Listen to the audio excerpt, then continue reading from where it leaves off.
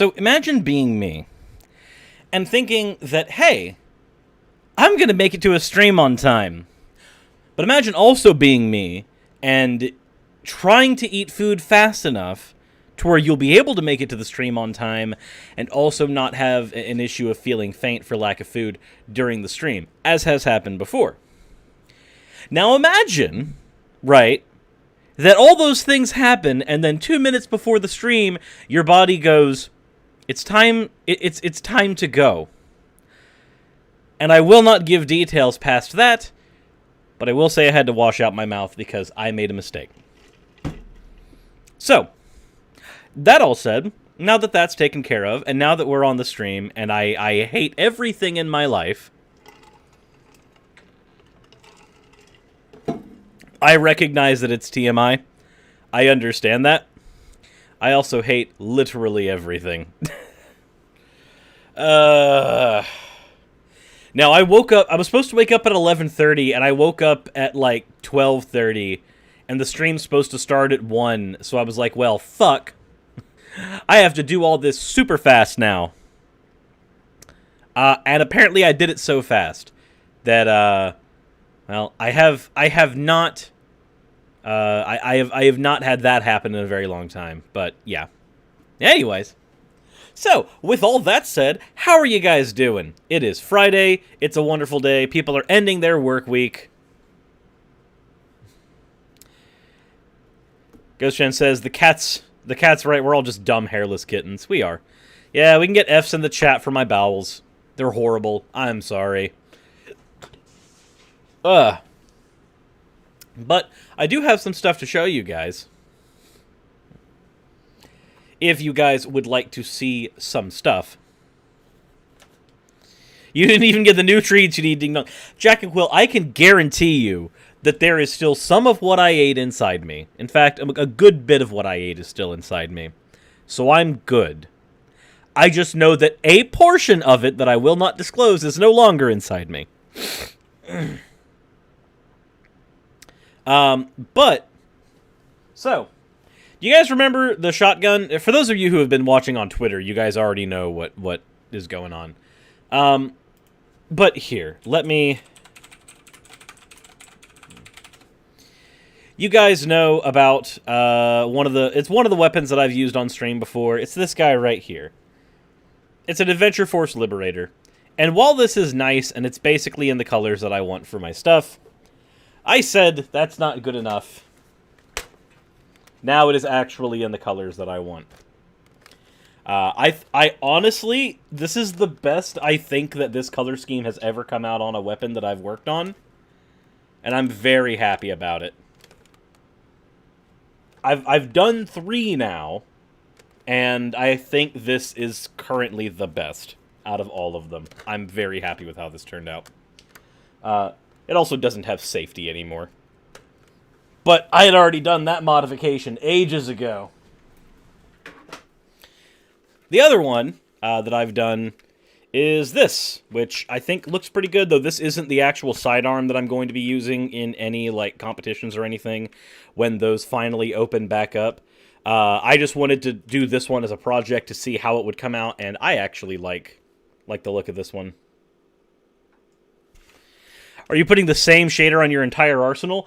Pretty much. Right now, I'm experimenting with those colors to see how they come out with everything. So I have enough paint to do everything that I have that way. But I'm likely going to end up picking up multiple of certain individual weapons as I have the funding to do so. Right now, I can't afford to do that. I can't justify spending money on the same weapon twice unless it's a weapon that I know that I'm going to be modding, so it's going to break. I can't justify that cost. But when I can justify that cost, I'm going to be picking up multiples of the same weapon so that I can make multiples in the same theme. So I'll be able to have, like, this hanging up, and then I'll have, like, a pink one, and then maybe, like, a good forest green one. All just, like, hanging up next to each other. I am hoping that will all come out well. One project that I need to work on is I need to figure out what I want to do with one of these. David Thompson says, shout out to my youngest birthday today, Riley, 2, and my son who wants to be a YouTuber, Jack. Well, Riley, if you are listening to this, I hope you have a wonderful birthday. And Jack, if you want to be a YouTuber, I will warn you, it is pain, it is suffering, it is mental anguish, but it is also a very rewarding career when you finally get the ball rolling. So, there you go. Enjoy. Is this primed? Shouldn't be primed. That has a safety on it. I did not even realize that had a safety on it. Anyway, this is going to be a project at some point. I am not as big a fan of this shotgun design, but Raz is, so I'm going to see if there's anything I can do with this guy that would be nice and fun and interesting. Somebody might like this kind of like sawed-off shotgun design. I don't know. I picked it up because it was cheap and it fires one of my favorite type of rounds. So, let me pull out. And then I gotta figure out what in the hell I'm doing with this. I have zero idea what I'm gonna do with this. You want to paint one of those Shotgun Sylveon colors? Ooh. I could do that. That could work out quite well, actually.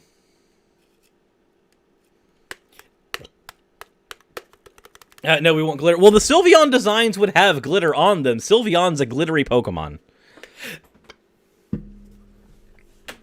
Tell you what. That's gonna be a goal. So, not today. Today we don't have to reach a donation goal. We hit that ages ago. But when I start next week's donation goal, this is what we'll try to do. When we hit those goals, I will try to think of unique live streams, because they're unique. They're going to have to be on Twitch, unfortunately, where we can do stuff based on whether or not we hit those goals. So, like, if we hit that goal, then I will pick up, and this is next week, I will pick up a second camera so that I can put one over my workstation, and we will build a Sylveon-themed shotgun. Glitter and all. I think that would be a fun thing to do. Glitter as a weapon itself. Just have it fire. You have to dip the ammunition in glitter so it fires shotguns of glitter. But he says, everybody raise that dono bar to $500. I still cannot justify raising the dono bar to $500. At most, I can raise it to 300, and that is only if we can get to 300 consecutive viewers on a stream. I cannot justify 500. That's too much. Rider for Life has donated $10 Sylveon themed. Heck yes. We'll save.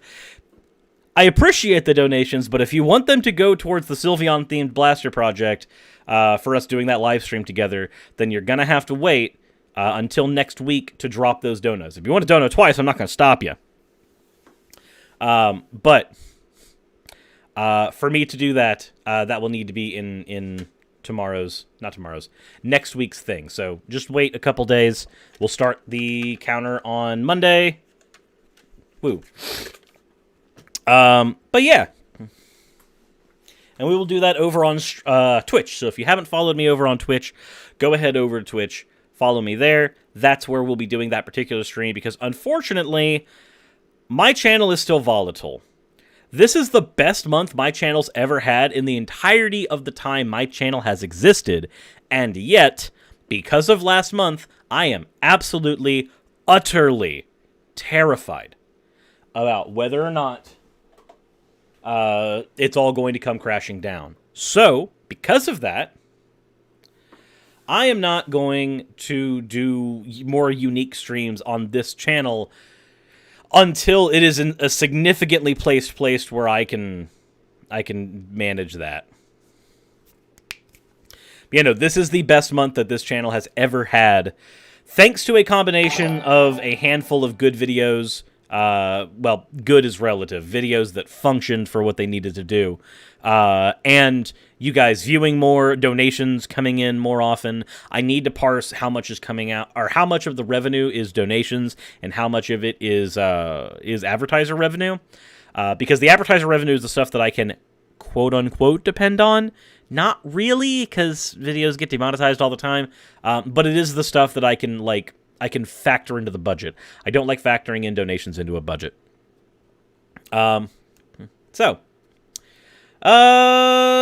Just sent you a DM. Okay, hold on.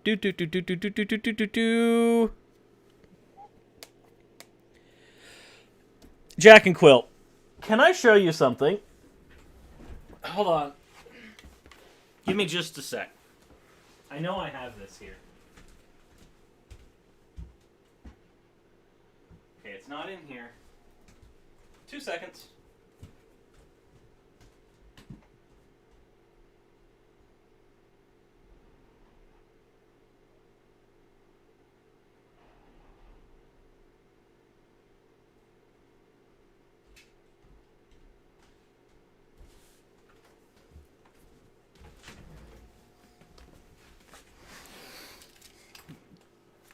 So, Jack and Quill, you mean this?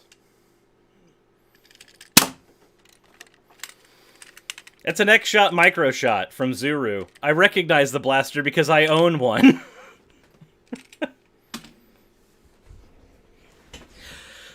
That is YaraKoro, an X-Shot micro shot. It is in a category, in Nerf speak, we would call this a Jolt. It would be a Jolt clone. These don't generally get used all that much, but the purpose of it is so that you can have it stuffed in your pocket, and then just if you're in a situation where you need to pull it out this isn't going to happen in a competition so much, but this is going to happen in like just a Nerf war. You just pull it out and pop. You have one dart. Yes, you have one dart, and it's a Zuru slug. I'm familiar with Zuru slugs because I actually use the exact dart that you have plugged into your thing in my Nexus. Fine, obviously I'm going to have to do this to pull them out. Right. I'm familiar with Zuru slugs, Jack, as I happen to use them in this blaster's top portion. They are good darts. You know any of the gun darts at all? Just one loaded? Jack, I will ship you a blaster. Doesn't Dart Zone make bows? No, Dart Zone does not make bows. But there is a company that... There is a couple of companies that make really good bows. I can't remember what it's called, though. Here we go. One sec. There's this bow right here, which I would love to get at some point, and it's called a Faux Bow Pro. It's just outside of my price range right now, but it's called a Faux Bow Pro, and this is done by a company called Marky Sparky Toys. But it is basically just a standard-ass bow and arrow that fires giant foam darts. Like, it's just a fucking standard-ass bow. But it fires foam darts. And I've seen this used. I've seen a couple of YouTubers that I watch actually take this to a Nerf war and perform really well with them.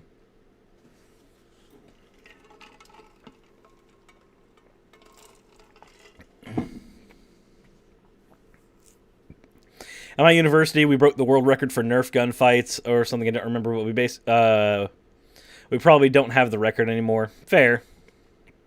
You want the dart crossbow? The dart crossbow, though, there's a few dart crossbows. Which one? Because there's one made by Busby, and I am personally not a fan of Busby anymore as an actual like company. Spirit of Wrath says, any Nerf gun shop recommendations? Spirit, are you talking about like recommendations for Nerf gun shops that are online? Because, like, I've got a list. I've got a good list.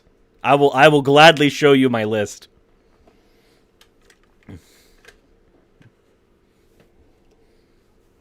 So, just clarify on that for me. Online? Okay, fair enough. Well, Yara, if you ever find yourself in the States, we can definitely do a Nerf war. I mean, fuck. End War is here in Atlanta. It's a whole giant Nerf convention centered around a giant Nerf war, where also Dart Zone and other companies come out and advertise their shit. But here we go. The first one, I mean, this is what I was looking on right now. The first place I'd recommend, honestly, like, this is the first thing I'd recommend to anybody who's getting into Nerf as a hobby at all. This is a website called Out of Darts. Thank you very much for the $45 donation. Jesus, writer. Did you say bow or bow? Or bow or bow? I have no idea. One of the two.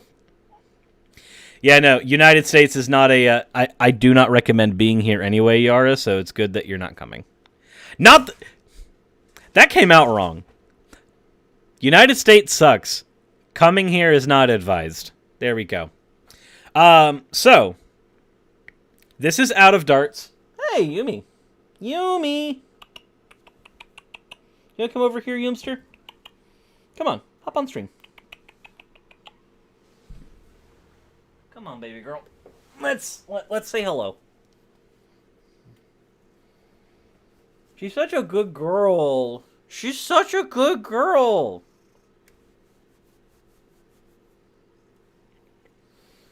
This baby is hopping on stream and shit.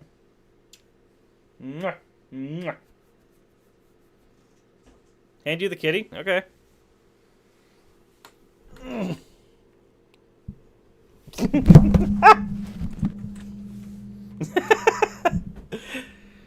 I handed the kitty. You didn't pick her up, though. I'm sorry.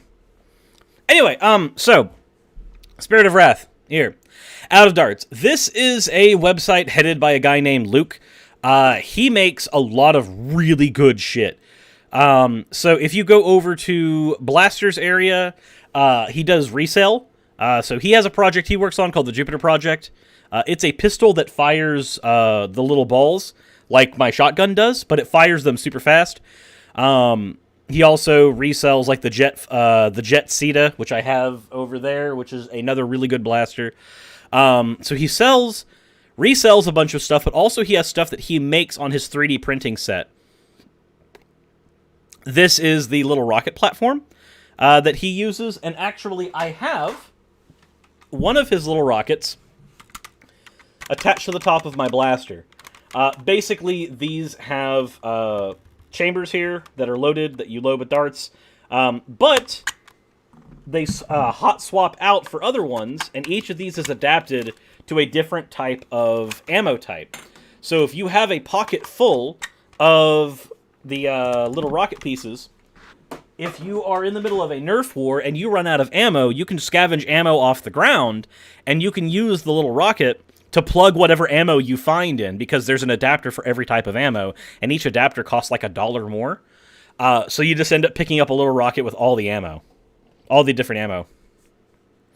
But yeah, this is the little rocket mounted blaster. I have one of these. You get to customize it with whatever colors you want. If you are a person who owns a 3D printer, you can probably 3D print these out yourself, but I just get this set up for my blasters. I have it fully assembled because I don't want to put the thing together myself, and then I go ahead and tell it to go ahead and give me every single type of adapter, and it ends up being $50 for the piece total. But the thing is that you never have to get more adapters. Once you have these, if you want to pick up another little rocket for another blaster, you just use the adapters you have. So you pay $50 the first time, and then you pay $20 for new rockets later, because you can just keep the adapters everywhere. What other stuff does he have on here that's really neat? He's also got parts on here. So if you've got a flywheel blaster, they make different flywheel parts so that you can use those. I don't use any flywheel blasters. I like Springers. But in the case of springers, multiple different springs for multiple different blasters, which is something I need to get as well. Tools and supplies, different darts and ammunition. I would not recommend picking up these Jet Blaster darts. I want to pick them up, but unfortunately I found that they don't work in the Dart Zone Pro for some reason. So that was weird. And yes, that is a Nerf grenade as well. Those are interesting. It is literally a you throw it on the ground and it fires darts everywhere. It's fucking weird. Out of darts is the first thing that I would recommend. The second one that I would recommend, this one is more straight modifications, and it's also more expensive for the stuff that you pick up, but this is ran by a guy named Drac. He's actually the second largest Nerf YouTuber on the platform right now. But... So, blasters, these are way more expensive than I would spend on a blaster, but if you have cash to dump, not that anybody does right now, you can get these custom made for you, but most importantly, he has accessories here. So where's the stuff for, let's see, all products, is there a Nerf attack drone? I'm fairly certain there should be. God, I actually really want that Clear Prophecy since it's on sale. I can't justify it, though. So what he has here as well is different modification combination stuff. So this is stuff for the Dart Zone Aeon Pro, which I have over there. I've not modified mine yet. But this is basically just mod packs. So if you want to change the way your blaster functions, you can pick up these mod packs from him, and he 3D prints the entire packs and sends them to you. So that you can have stronger, better weapons, or just customized weapons. Like, I've been tempted to pick up this stuff for my this guy, the Nexus, because it gives you a shotgun style grip instead of the like holding style grip. Why are the springs called uwus? So the way that he sells them is, so this is the Dart Zone Aeon Pro spring. It is the small version of the Nexus, which is what I have right here. It's basically just a mini version of this. The Aeon Pro is really good. It's $25 at Walmart. Really fucking great blaster. But here's the thing: in Nerf competitions, there's in any Nerf event, there are limitations. You are not allowed to use certain powered blasters. So, for instance, my Nexus fires at about 180 FPS. I need to get a chronograph to guarantee that it's shooting what I think it is, but I believe it's shooting at about 180 FPS right now. That means that blaster, if it hits you, it causes a welt. It will cause a welt instantaneously. It fires as hard as a run-of-the-mill paintball blaster. So what Drac does is he sells springs. So this is the stock spring that comes with the Aeon Pro. This is the Uwu spring. Notice it has fewer coils. It's the Uwu spring because it makes the weapon fire all Uwu soft. This way, if you wanted to bring the blaster into a competition that had a cap on how hard it would allow you to fire your blaster, the Uwu spring lets you do your shit without you having to grab a random-ass bad blaster. You can still just use your good blaster. You just swap out the spring. And then the Chungus spring, which is the same size but a lot more coils. This makes the blaster fire very, very hard and potentially rip open skin. So yeah, that's why. It's called the Uwu spring because it makes blasters fire soft like Uwu little anime girl. Send some pics. Hold on, let me go. Does anybody make these but darts? Oh, yeah. Yeah, hold on. Where is it? Is it Nerf that does it? I think. Nerf has one, but it's not great. Yeah, Nerf does do slingshots, though I don't know how good they are. But if you're going into a competition with a slingshot, you're not going in so that you can use the best weapon. You're going in to humiliate people. You're going in strictly to humiliate people by beating them with a slingshot. Sling bow. Sling bow. So it looks like people have made them, but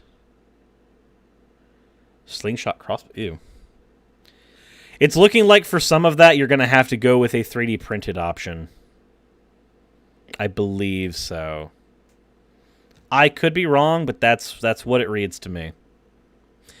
Also, the last place for Spirit. You just go to throw darts by hand. The last thing that I would recommend if you are wanting to get into this hobby is, of course, Dart Zone. These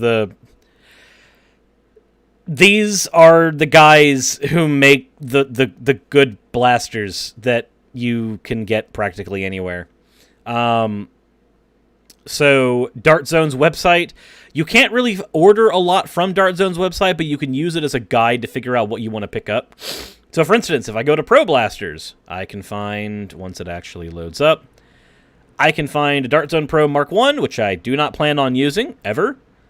Refill packs for bamboo darts. The Dart Zone Pro Mark 2. Hey, I have no idea what that blaster looks or feels like. There's the Adventure Force Aeon Pro, which is the small Nexus Pro. Hey, that is the Nexus, which is what this originally looked like before I got done customizing it.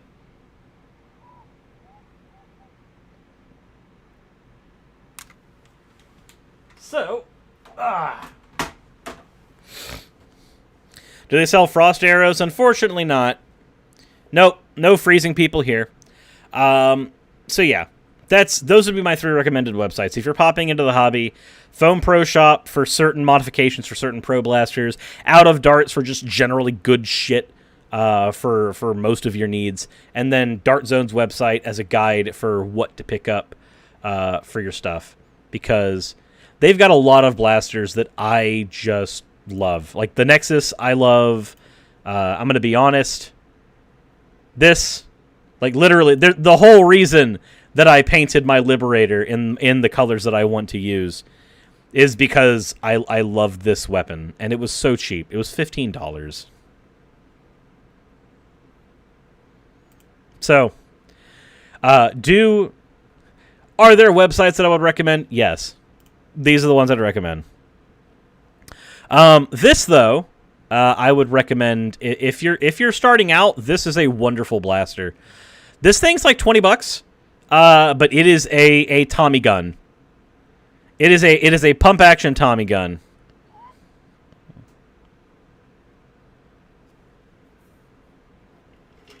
You just want people to get into it so you can have a private dart battle, let's be real. So, Yara, it's not that you're wrong.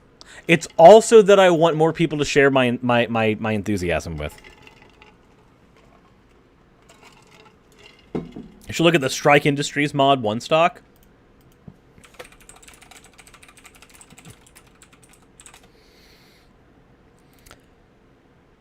Ooh. Oh, that looks nice.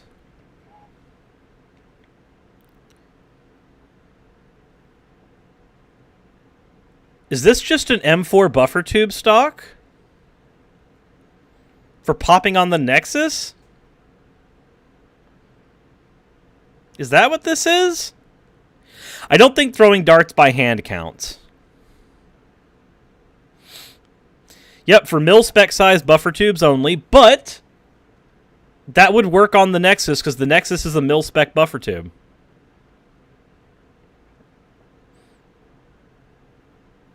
That's pretty. I want that on my Nexus.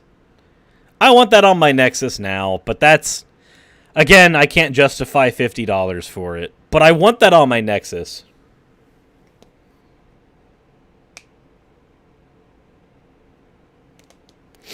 Just Nate says, dart guns are amazing. I run Nerf because it's cheap and available where I am.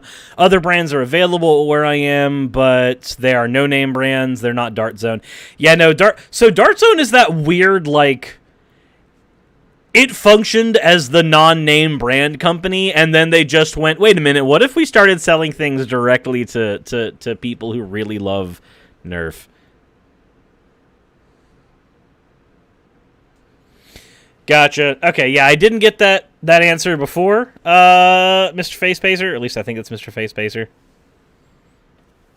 But... So you don't want me joining your battle, I'll use my knowledge of robotics to build an auto turret. So here's the thing, if you were to build an auto turret, all that would do is make you effectively the engineer class of the game.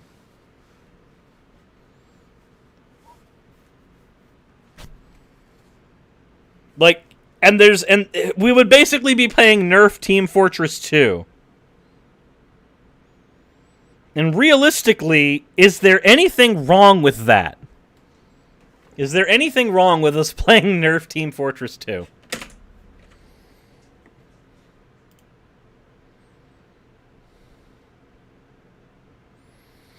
Nerf Fortress. It's Nerf Fortress 2 time. But yeah. Also, not that I can afford this, but I do have it in my cart ready for when I can. I'm gonna see what I can do with this guy. This looks like a fun shotgun to play around with and modify and see what I can do to upgrade it.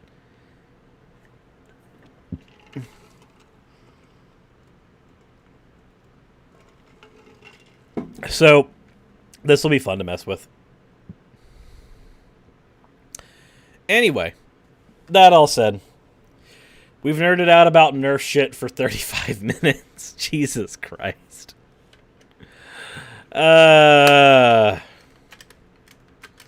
This can't be healthy. Anyways, that all said. Yep, enough Nerf for today. Enough of that. Hold on. There we go.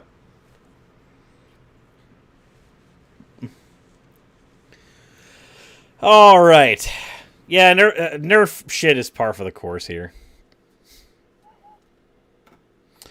I'm just surprised that I even found this special interest as interesting as it was.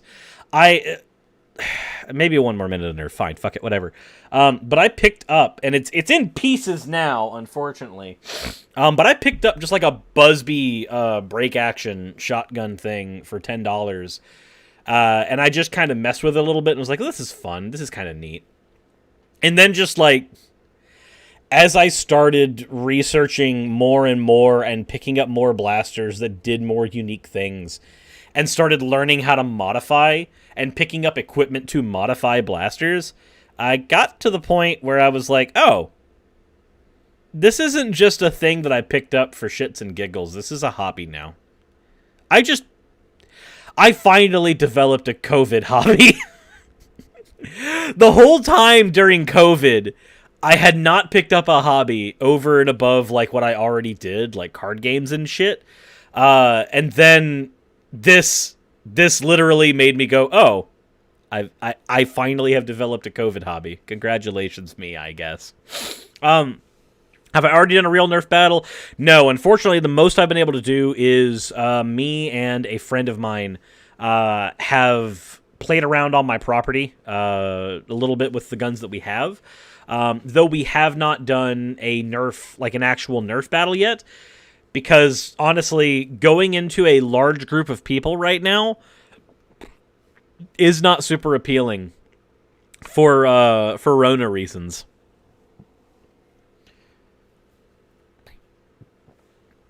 You return to Magic the Gathering, and now you also play Soccer Manager games. Well, that's cool, Hannibal. I returned to Magic as well. I returned to Magic for mental health reasons.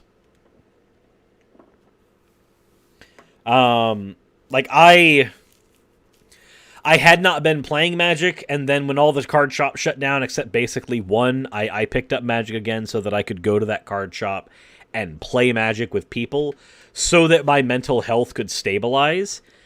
Because not having interaction with people was not good. So I finally just went, you know what? Fuck it. I have to roll that die, at least for a little while, on being in a room with other people for an amount of time. Because if I don't, then therapy's not going to counteract the shit that I'm dealing with. So, someday you should do a Nerf fight the day before Easter and then do a Nerf dart hunt on Easter. You've already played Capture the Flag? Well, then you're lucky you've been able to actually do some Nerf stuff. I haven't been able to yet. I want to. We'll get there eventually.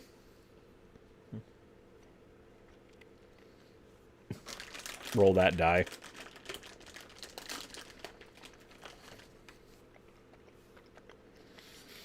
Good thing all my hobbies I can do in the room. Drawing, gaming, and programming. Well, I will say this, Yara. I am at least happy for one of those hobbies. Because I've been willing to throw money at you for one of those hobbies. So I'm very happy for at least one of those. Though I tried programming years ago and I learned that I cannot stand it. Personally. Ever tried woodworking? Years ago. Years ago I had a wood burning kit, shaving tools, and I used to go like cut down baby trees in the woods and then make daggers and stuff out of them. So I have done whittling, and yeah, it is a very fun way to relax.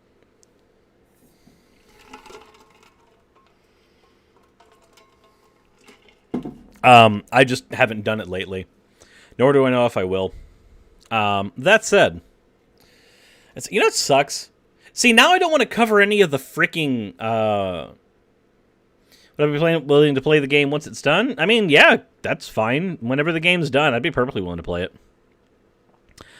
I have learned, that unfortunately talking about hobbies has made me not want to talk about the shit that I have to talk about. Because I'm going to let you know right now, the last thing I want to do is cover Kaitlin Bennet and Marjorie Green. When I could just talk about fucking dart guns. Like, Jesus. I'm upset with myself now.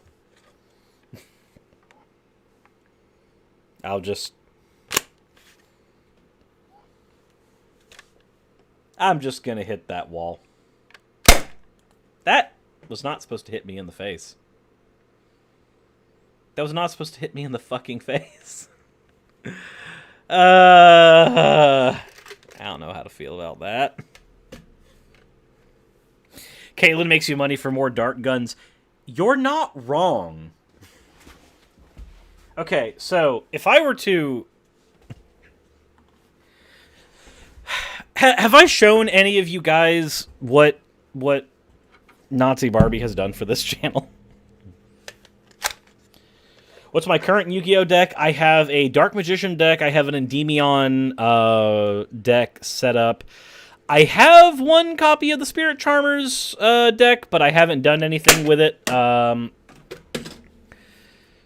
So, I mean, I've got them. I just don't play Yu-Gi-Oh anymore. I want to, but I cannot afford getting back into it at this moment either. Time to roll the dice and just off the magic cards. Do it.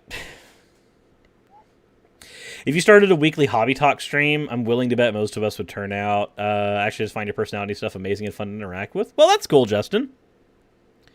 What do I play in Magic the Gathering? I play Seltai Mutate in Magic the Gathering. And let me tell you, Seltai Mutate is fun as shit.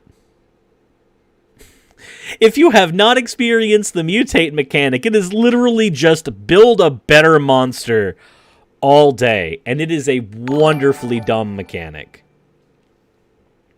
Thank you very much for following over on Twitch, Lorem.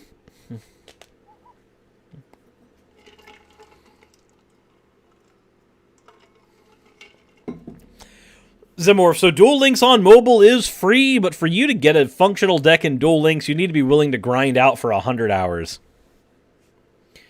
And certain cards are locked behind events.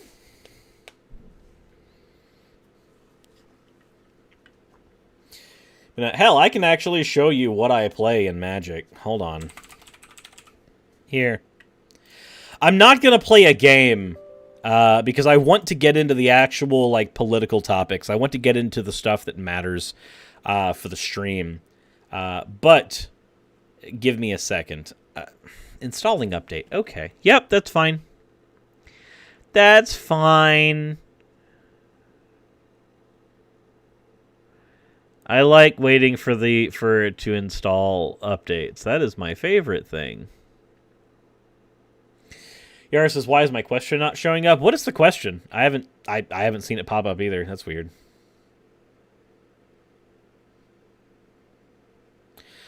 Do. How long will it wait? Do. It's a new set. Oh yeah, Kaldheim is out. Right, I forgot about that. Oh, I'm going to my local card shop for the pre-release of Kaldheim as well. Can I? I'm not going to do that. I was going to say, can I be unbelievably selfish for a moment? But I'm not going to do that. That'd be stupid. What formats do I play? I play Standard and I play Draft. I really just don't like Commander. I have tried desperately to enjoy Commander. I own like 3 Commander decks. I just don't like it. Is the word D&D banned? No, D&D shouldn't be banned. That's weird.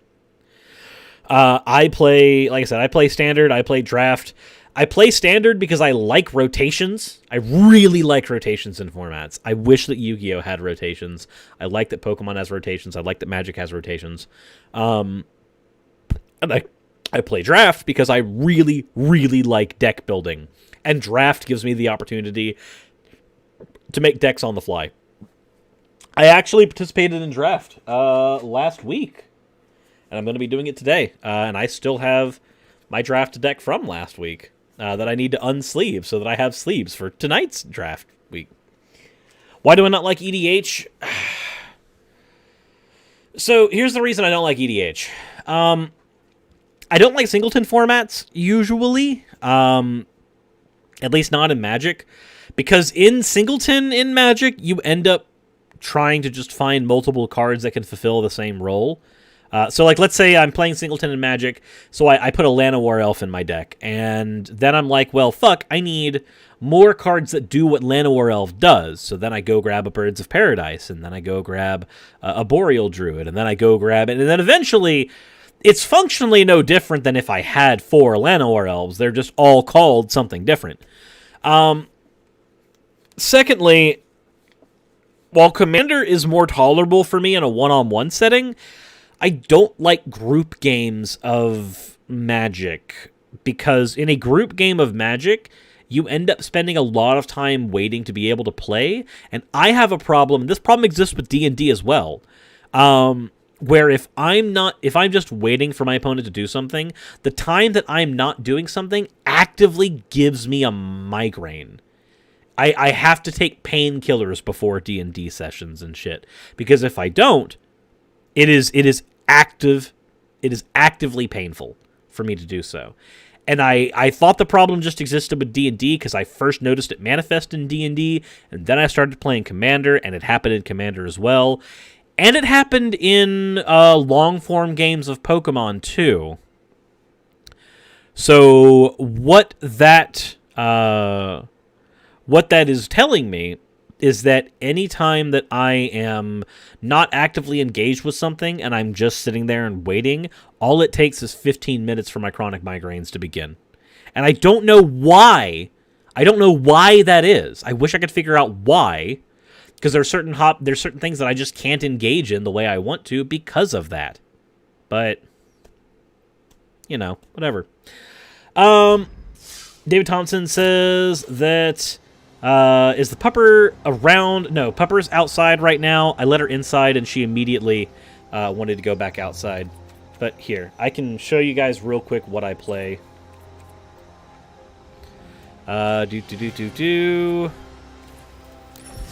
Dex. Cell time mutate. Here we go. Technically, this Dirge Bat needs to come out. That's going away. And I don't like... Well, I guess I'll keep those in. Where is... Meep. I guess it's Cavern Whisperer? No. Where the fuck is it? Chittering Harvester. There we go. That's the card that needed to take its place. This is the deck that I use.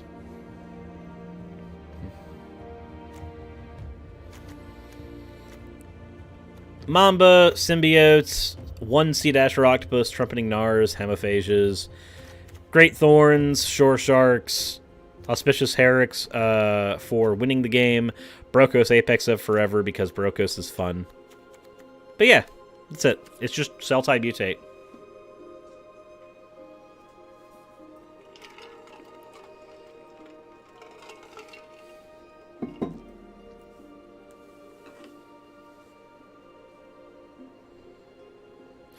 Yeah, T-Gene, I found that handwork does help a little bit for me. What I used to do to handle D&D sessions is if we did D&D on Roll20, I would play World of Warcraft while I was waiting for my turn to come up. I would participate in the RP, I would participate in the speaking process, but until my turn came up, I'd be grinding on WoW. And it was through that I was able to stomach playing D&D, but not necessarily go full forward with it. So no, I'm not going to be doing a D&D stream channel for those reasons. How do you think that deck would do against Rainbow Slivers? It depends. So Mutate is the same thing as Slivers. The way Mutate works is a lot like how Slivers works. With Slivers, every sliver you have on the board gains the abilities of every other sliver. With Mutate, every single time you mutate, you stack the creatures on top of each other to create a super creature. So instead of having the super creature spread out among your board, you have it on one giant lightning rod target. So I think it'd be a pretty even match, just because that's... Mutate is Slivers.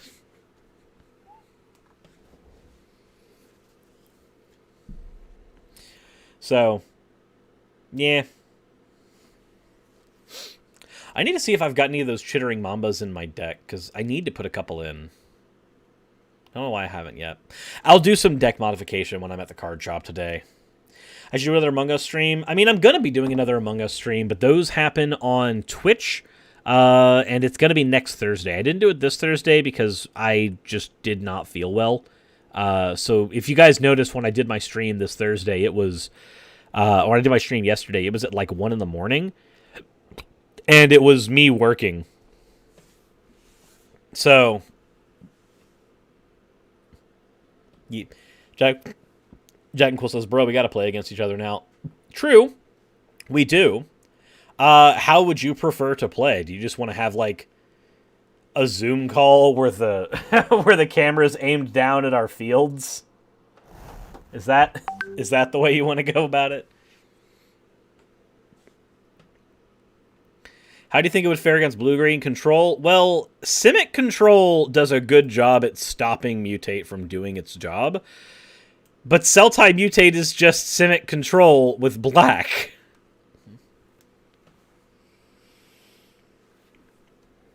I also need to mute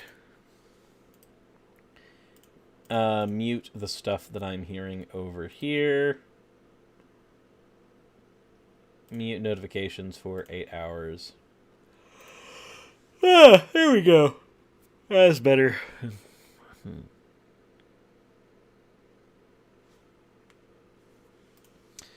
There we are. Well, let's see.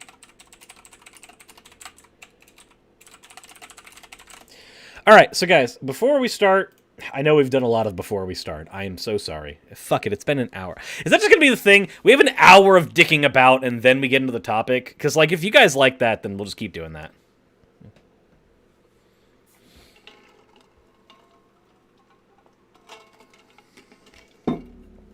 But, I have a thing to show you guys. So when I'm doing, this originally was meant to be a thing that was going to show up on my gaming channel. But if you guys have noticed, I've been putting out so much content on this channel, I don't have time to do my gaming channel. So... Maybe goes this, so all I missed was crap? Yes, basically. You've missed nothing. Since I have not been able to do this on my gaming channel, I'm going to premiere it over on this channel.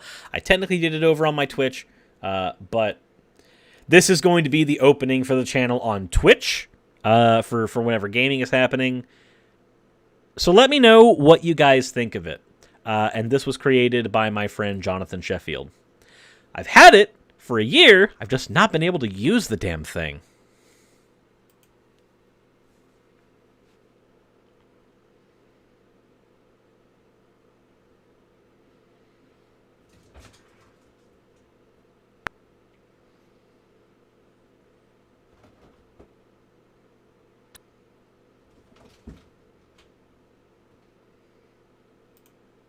There we go.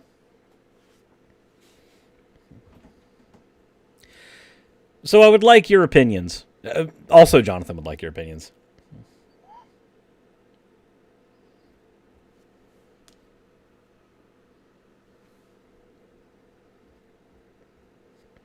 As we look through things.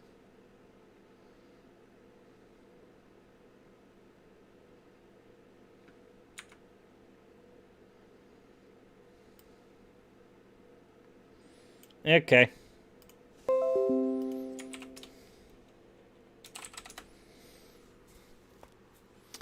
There we go. I just wanted to have that available and usable.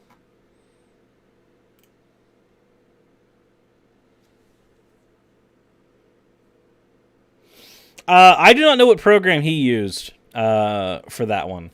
I'll have to ask him.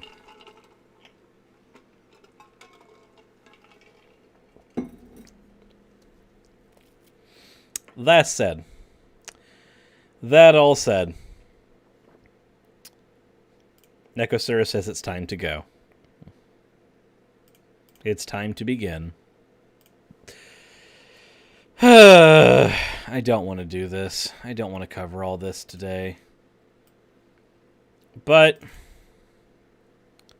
we'll start. I know! It's so shiny!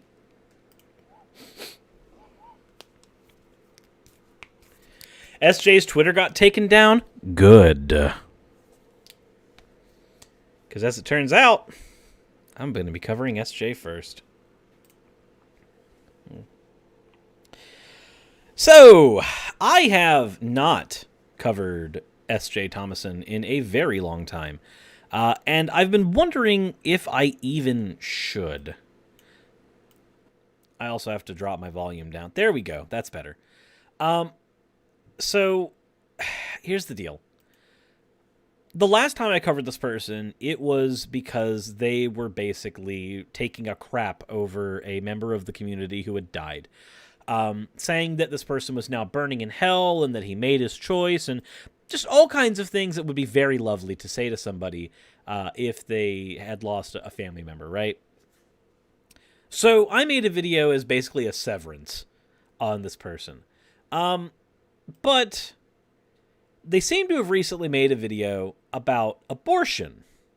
Now, I'm going to go ahead and say right now that you guys know my stance on abortion. You really do. So let's go ahead and hear how to destroy pro-abortion arguments in 3 easy steps from S.J. Thomason and see what we think. How to destroy the abortion argument in 3 easy steps. Now, I took that from Ben Shapiro's title of his book, How to Of course, you took it from Ben Shapiro. Destroy America in 3 easy steps, but I changed it to abortion, the pro-abortion arguments. And I focused on the word pro-abortion arguments rather than pro-choice arguments, because I think that the idea of calling something pro-choice implies that you have a choice. And here's the question. I've got a couple of premises. Human lives begin at conception. I'm willing to accept that. I don't agree with it, but I'm willing to accept it. Now, this is not disputed by many people. In fact, actually, it's disputed by a lot of people. What? What? What? No, SJ, off the bat. I'm willing to accept that life begins at conception because my particular argument for abortion does not require acquiescing on that fact. However, life starting at abortion? Or life starting at abortion? Life starting at conception? No.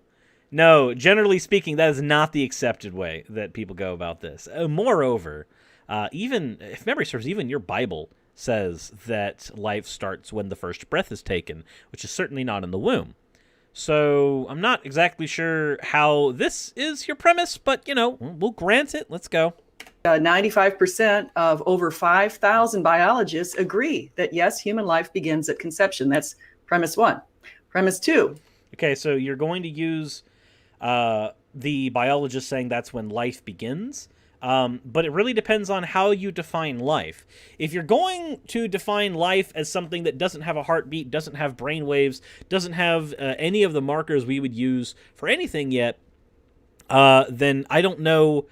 That's life on technicality alone, really. The United States, we hold these truths to be self-evident, that all men are created equal, that they are endowed by their Creator with certain unalienable rights, that among these are life, liberty, and the pursuit of happiness. And so that's premise number 2.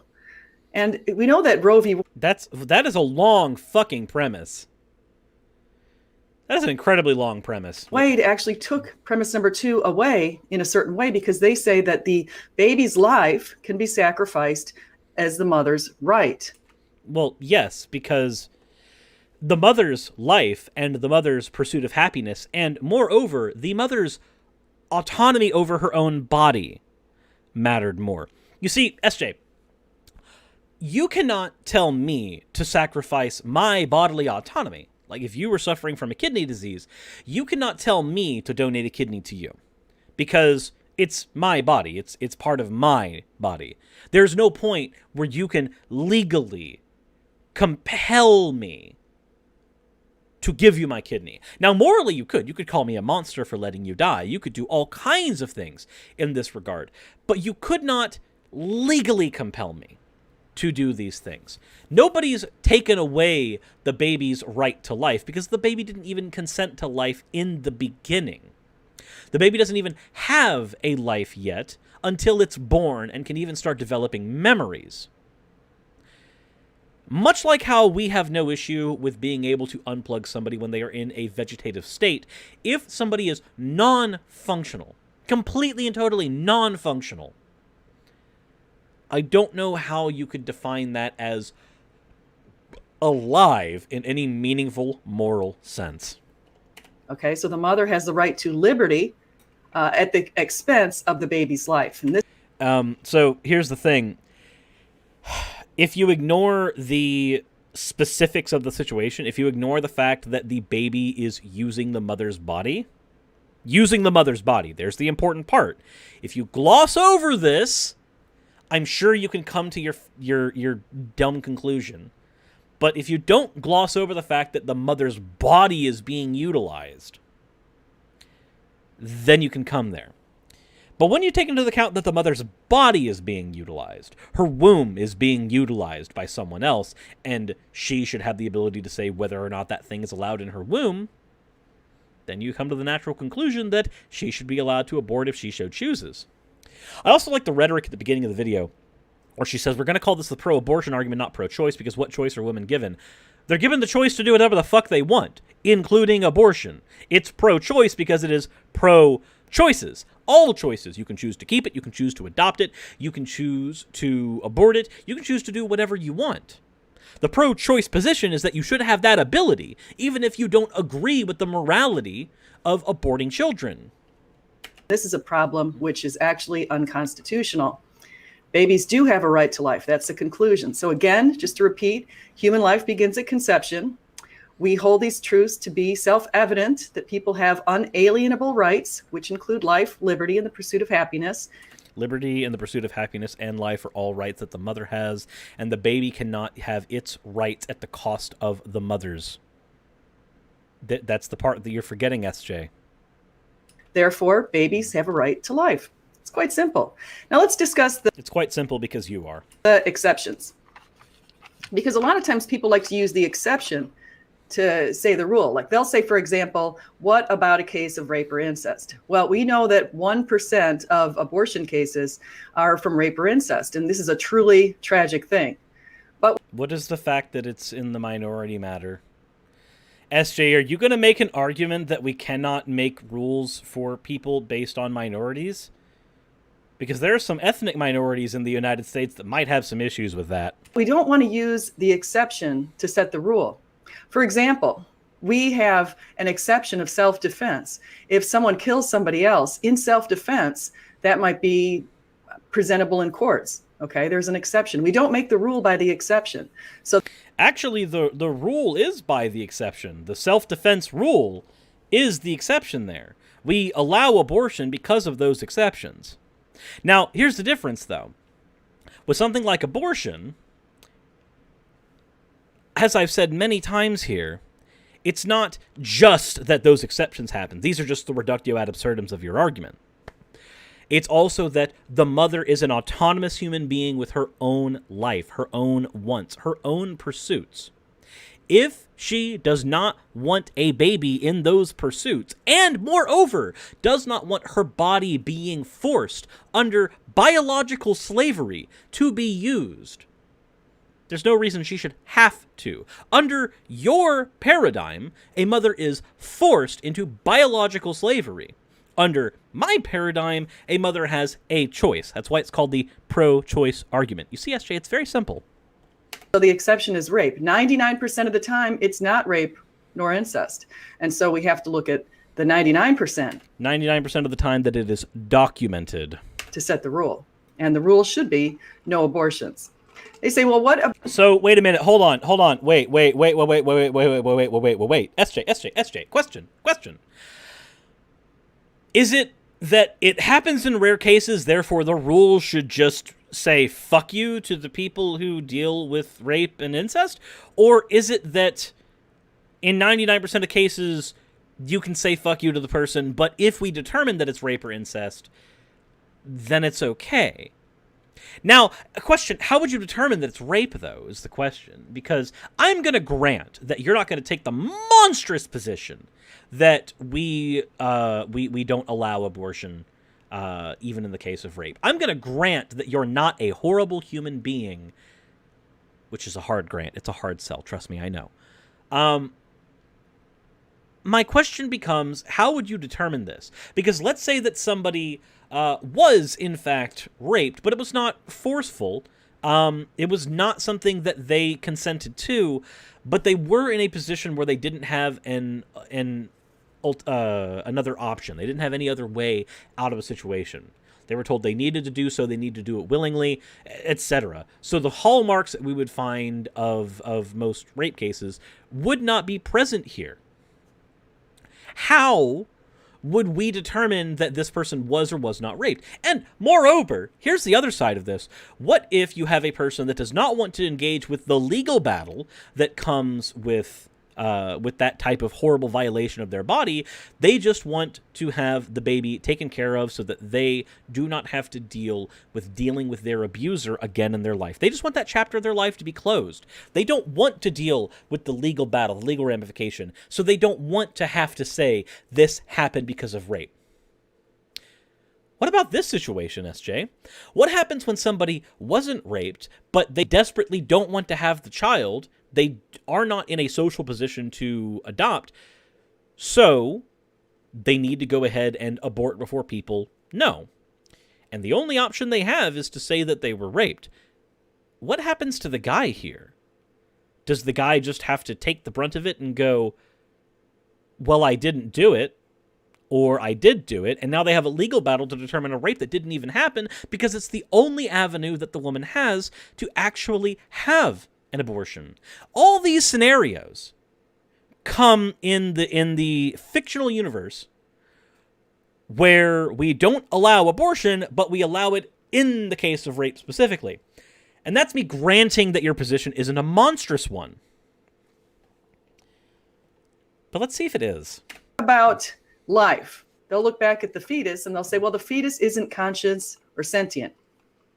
We have to take rules that we apply to one set of humans and apply them equally to all humans. Okay. If you say, well, no, the baby is not conscious or sentient, you must say, well, let's look at other humans who aren't conscious and sentient. Say you look at someone in a coma. Are we entitled to take that person's life? Yes. We've done it before. We do it all the time. SJ. We unplug people from life support all the time. All the time. When people are in vegetative states, we unplug them. This is a thing that happens. I know because I've done it. I have been in the situation where I was part of the group of family members that had to make the determination on whether or not we would be unplugging a family member. I've been here, SJ. I've done this. Don't tell me we don't do it. What if this person is in a coma for a period of 9 months? Are we entitled to take that person's life? We do it all the time. The conscious or sentient argument gets wiped away. They say, what about the mother's autonomy? What about her freedom and her liberty? Again, you shouldn't be able to take one person's life just to satisfy your liberty. So then why is the child allowed to sacrifice your liberty for their life?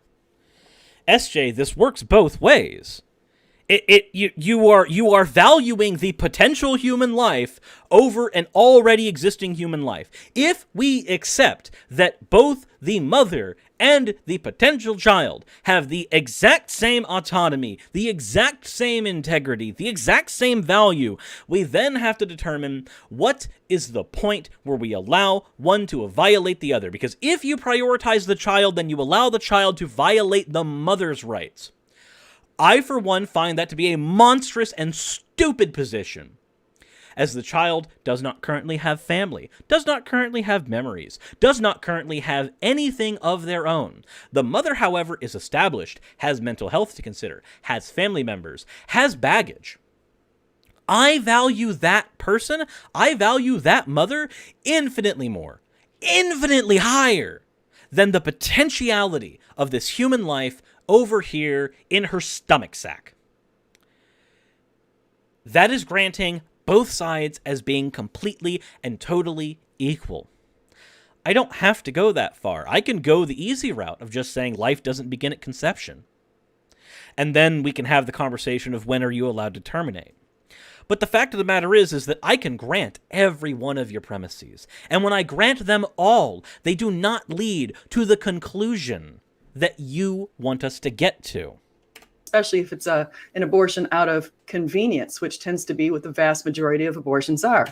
What? Some might say, well, wait, hold on, you dumb bitch. Do you actually have any do you have any data for that? That abortions are all done out of convenience? They're mostly done out of convenience? Because you seem to have data for rape. You seem to have data for other shit. Do you have data for this? Here, you know what?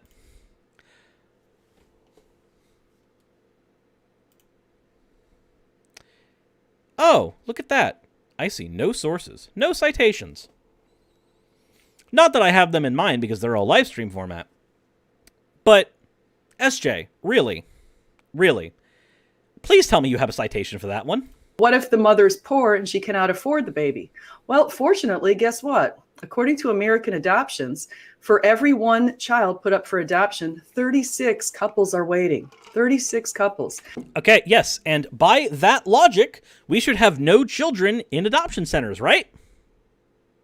None? Oh, wait, no, we have overflooded adoption centers with incredibly abusive practices right now. The adoption system is completely and totally broken, SJ. those statistics may be true, but material reality is not just stats. Material reality is also what manifests as a result of those stats. And the manifestation is that we have kids who grow up entirely in the system. But go on. There are a lot of people who can't have kids and would very much appreciate to be able to raise somebody else's child. Okay? There are great people out there. That's fine, but that doesn't give the state the right to tell the woman that she has to engage in biological slavery for 9 months. That even the fact that there are hypothetical people out here willing to adopt the child does not mean that I get to go through 9 months of suffering. That's not what it means. It never has meant that, and it never will mean that. Now, some like to conflate adoption agencies with foster care, and that's not what I'm talking about here. I'm talking about private adoption agencies. Private adoption agencies? I wonder if there's any problems with those. In fact, a lot of these will help take care of the mother's expenses, the hospital expenses, some of her living expenses. So if you're in that situation or you know someone who is, talk to them. But why should you have to rely on that? Why should somebody have to go through the situation where they have to rely on those other sources? Why would you force somebody into that when you could just as easily not? Now, some might say, well, I don't know. Does the Bible say anything about abortion? Well, it doesn't say explicit things, but it does say Don't fucking lie. We'll talk about numbers. a few. It says in Exodus 20:13, we are told, thou shalt not murder. Okay. We're told also in Murder is a legal distinction, SJ. If we do not legally define abortion as murder, then no murder has taken place. Jeremiah 1:5, before I formed you in the womb, I knew you. Okay, cool. Then that just means the aborted soul would go to heaven. And that's a plus for you. In Psalm 139, 13-15, it says, you knit me together. Who cares? Isaiah 49. Okay, SJ, I got a question here. Do we write legislation based on your book of fiction? Do we? Because if not, fuck off. But let's pretend we did. Let's pretend we did write legislation because of this thing. Let's do that. Let's do that. Let's go to numbers. It's okay, SJ. I can use the Bible too. I can do that too. Let's see here. Let's see here. And the Lord spoke to Moses, saying, speak to the people of Israel. If any man's wife goes astray and breaks the faith with him, if a man lies with her sexually, and it is hidden from the eyes of her husband, and she is undetected, though she has defiled herself, then there is no witness against her, since she was not taken in the act.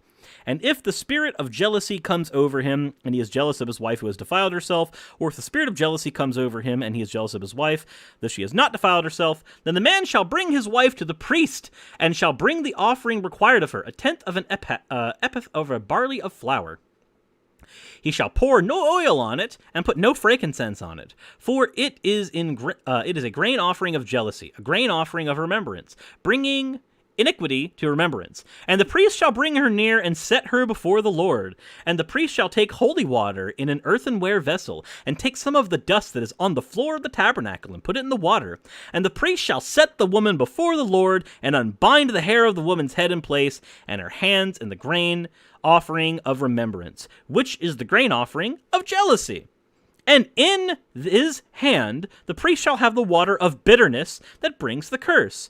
Then the priest shall make her take an oath, saying that if no man has lain with you, if you have not turned aside the uncleanliness while you were in your husband's authority, be free from this water of bitterness that brings the curse.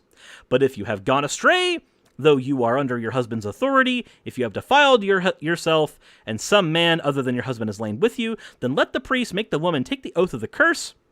The Lord will make you a curse oath among your people, where the Lord makes your thigh fall away and your body swell. May this water that brings the curse pass into your bowels and make your womb swell and your thigh fall away. The woman shall say, Amen, Amen. Now, I got a question, SJ. Do you know what that is in reference to? Do you know what the thigh falling away was nomenclature for back then? It was a miscarriage, SJ. This was a miscarriage induced by a priest. The Bible says that if a woman happens to cheat on her husband, the punishment can be abortion. Now, wait a minute, SJ. Wait a minute. Let's ignore the fact that we don't use that fucking book to write legislator. Okay? We don't legislate based out of that fucking book. And good thing we don't, because otherwise I'd be asking you how many shekels of silver it would take for one of your children. But let's pretend we fucking did. If you happen to be the type of person to cheat, we could legally kill your child based on all of your methods in order to make it right. Because that's what rotting your thigh out was. You can go ahead and use all the fluffy verses you want that aren't about abortion. I can go ahead and pull one that was about abortion. And one, you called me from the womb. Genesis 1:27 says we're made in the image of God. Yep. Isaiah 44:2. And God was a genocidal maniac. Guess we have to kill a bunch of kids now. Says we're formed in the womb. Exodus 23:7 says something quite specific. Are you going to say Do numbers? not kill the innocent. Now, who's innocent among us? The most innocent are the unborn. Actually, no, SJ. No. Incorrect. Because of original sin. If we're going to take your Bible as full on everything, then we have to accept one of two things. Either they are not innocent because of original sin, and therefore this doesn't work, or they are innocent and can ignore original sin because they have not been born into the world of sin yet, in which case they would just go to heaven when they're killed. Either way, you win, but not in the way you think. And so in Exodus 20:13, thou shalt not murder. Exodus Murder is a legal distinction. Again, doesn't factor in here. 23:7, do not kill the innocent. Galatians 1:15 says, but when he who had set me apart before I was born. Okay, so before you're born, God has set a role for you. Yes. And that role was to be flushed down the toilet for some people. Job 31:15 says he formed us in the womb. Ecclesiastes 12:7 says, and the spirit shall return. And Ephesians 2:10 said, for we are God's handiwork. And so I hope that I've addressed some of these abortion issues today. I want to make sure that you realize that we don't want to, number one, take the exception to set the rule. And we don't. So again, in the event where the exception set the rule, remember that the example you gave still allowed self-defense to be a case where somebody killed someone else, but don't want to kill just out of inconvenience. So and you didn't bring data that most of these happen as convenience, but again, doesn't matter because the liberty of the life of the child cannot come at the cost of the life or liberty and happiness of the mother. But you know, baby's inconvenient. Remember, we're pro-choice.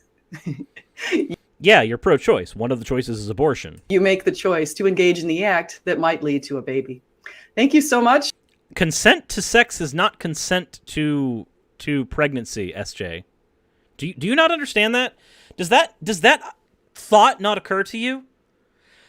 Consent to driving a car is not consent to a car wreck, merely because it can lead to one. Consent to eating an apple is not consent to cyanide poisoning, merely because cyanide can be contained in the seeds. Consent to sex is not consent to a child, merely because a child could lead to it. I consented to an act. That act did not contain a child. You're wrong, SJ. Your own Bible shows you're wrong. In the one passage you deliberately decided not to talk about. Imagine that. But again, even if that were not the case, even if the Bible completely supported your position, we are not a Christian nation. We are not a theocracy. We do not write our legislation based on your book, and thank your non-existent God for that. Because again, I refer you back to how many shekels of silver are your children worth again? Don't Don't be this kind of person, SJ. I would say I know you're better, but you already shat all over a dead person, so I don't think you are. I don't have any reason to think you're better than this. You've demonstrated you're not. But what do you guys think in the comment section below? Let me know. Go ahead and leave a like if you want to. Go ahead and check the description below if you want to support the channel and what I do. Go ahead and click the link to Patreon if you want to do that. But most importantly, click the subscribe button and click the bell notification icon. All that stuff incredibly helps the channel in a myriad of ways. And don't be like SJ. This is just wrong. I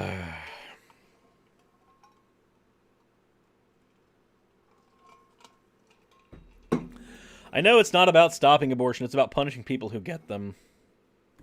These people are pro-control. They're not pro-women's rights, they're pro-control.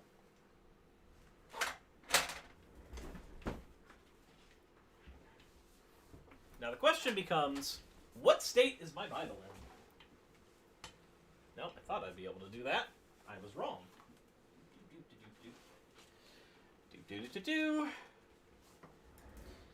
I swear, this book has gone through so much abuse over the course of these streams. It really has. Oh well. What have you?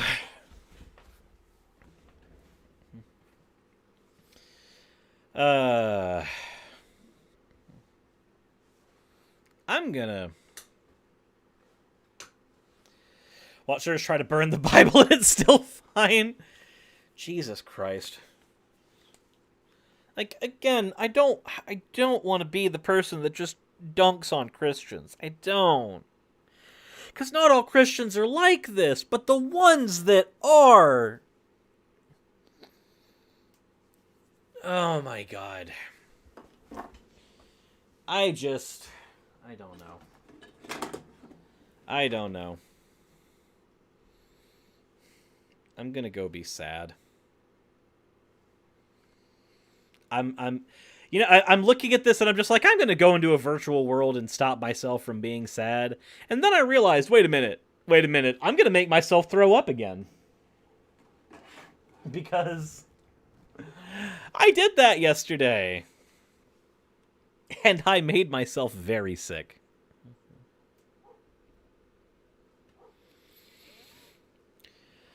What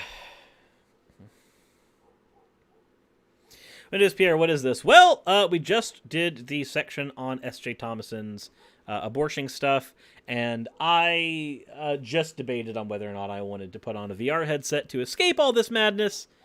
But then I decided that I'd rather keep the food that's in my stomach digesting, and not all over the computer. Yeah, no, Jack and Quill, VR makes me really sick. Like, I spent 30 minutes in VR chat yesterday, and I was not feeling well. Not by a long shot. Ugh.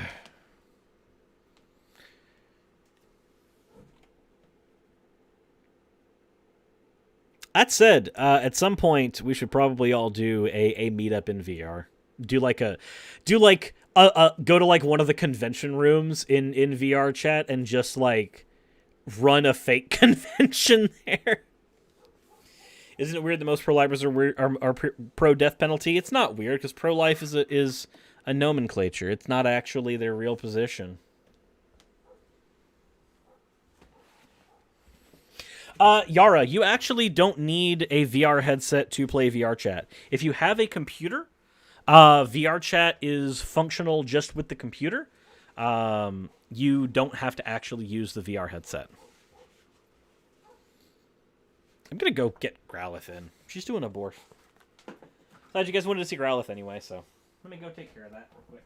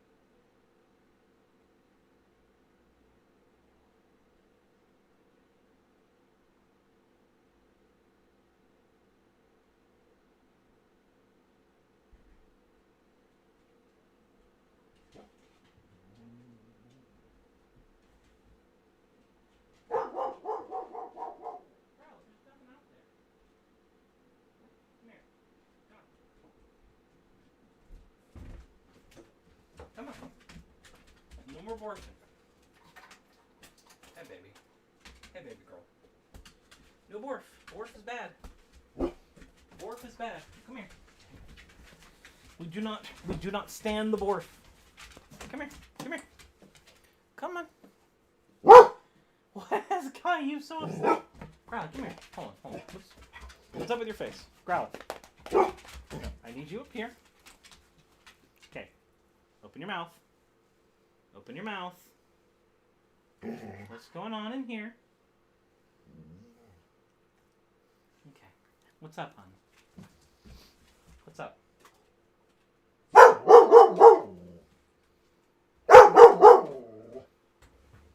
She is very borf. Jesus.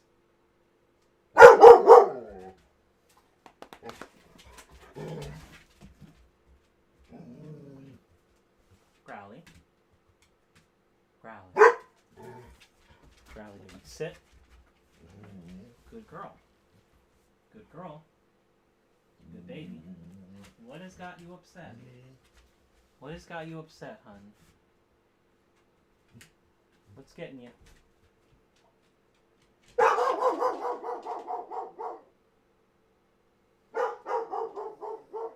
I'll go figure this out.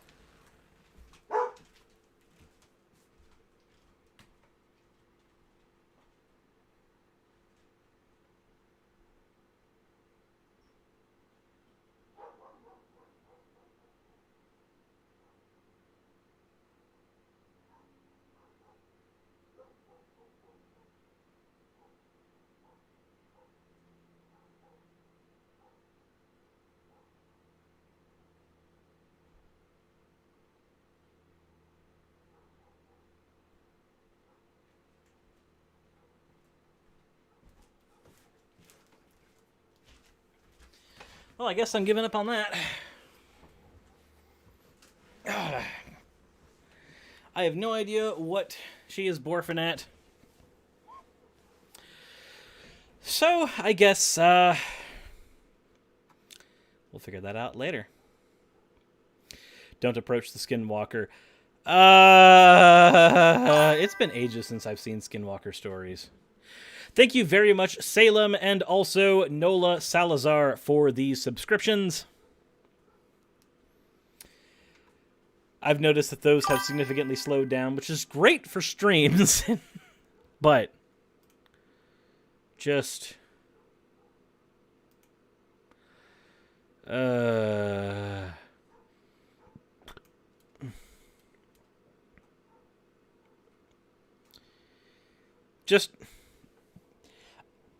can I show you guys something? In the list of great YouTube channels that people should watch on SJ's channel, one of them is G-Man. G-Man.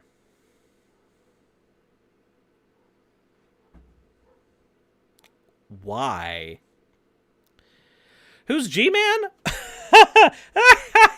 Okay, so G-Man is the guy who told Matt Dillahunty that biblical slavery was good, and he'd be willing to be Matt Dillahunty's slave just so he could not lose the argument with Matt. G-Man's not a flat earther, but he is...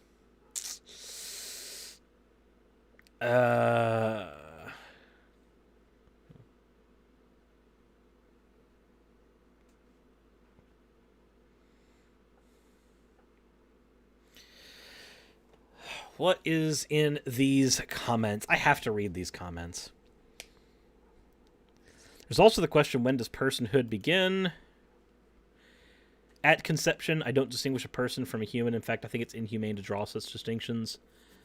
Okay, cool. Well, we can grant personhood from the beginning, and that doesn't change anything.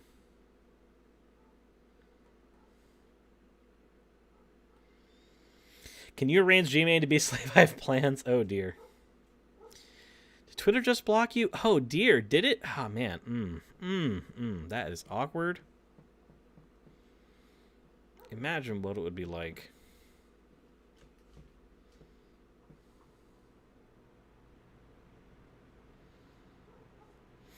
Hey, Godless Granny has it right. Autonomy isn't about liberty. It's about whether or not a person has a right to use the body of another person without their consent, even if the unborn are people, which being life does not mean they are persons. If a person does not have the right to use another person's body, even as a person, the unborn only have a right to use the mother's body with the mother's consent. If the mother does not consent to the usage of her body, then fuck. Fuck that shit.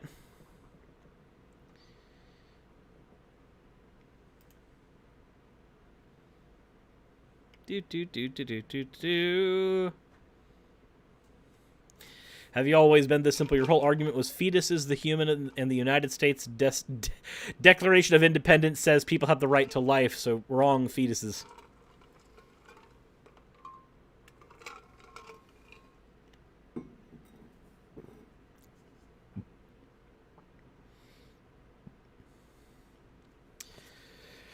Oi.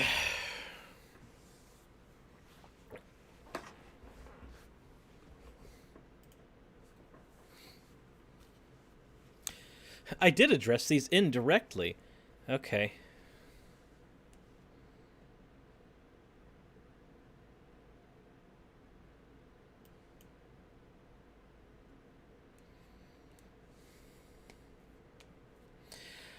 Wait. Oh, God. This argument is dumb. I'm not even going to worry about this. Okay. Poor SJ. So oppressed. So attacked. Just imagine being S.J. Thomason, oppressed and attacked Christian. Known, oppressed, and attacked Christian.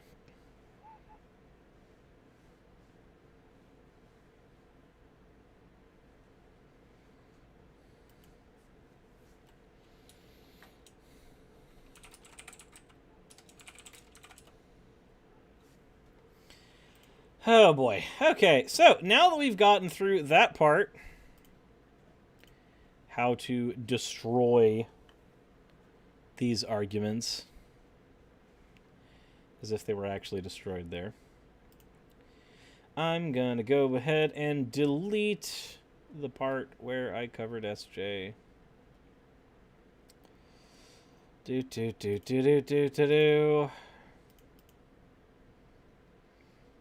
I don't like this individual. And also, G-Wing, thank you very much for becoming a small hammerite. Much appreciated. Christians are the real... I'm not deleting it. No. So, Dix, just so you know, the way that I organize stuff,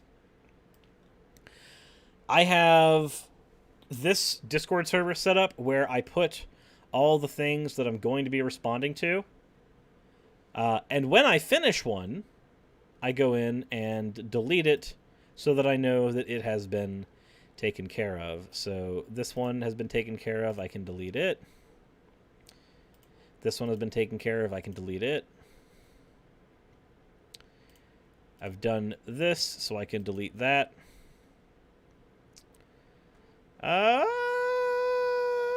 Done this one. I can delete that. Do.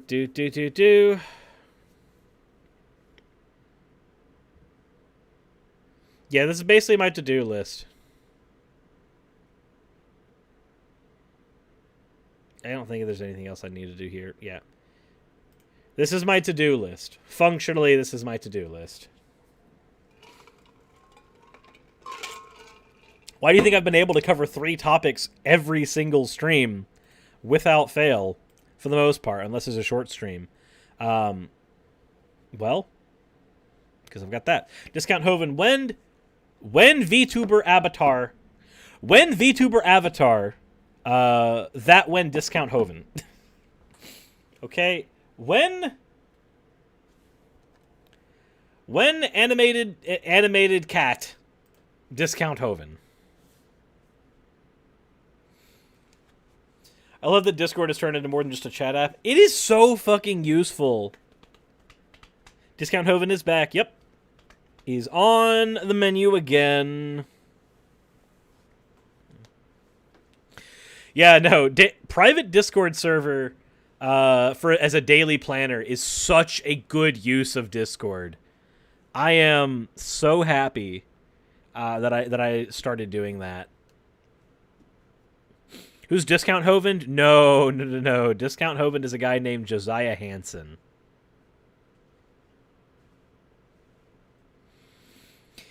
Yeah, Discount Hovend is basically a copycat of Eric, Ken, and Kent Hovend, Eric Hovend, and Ken Ham. Blend them all together, you get that.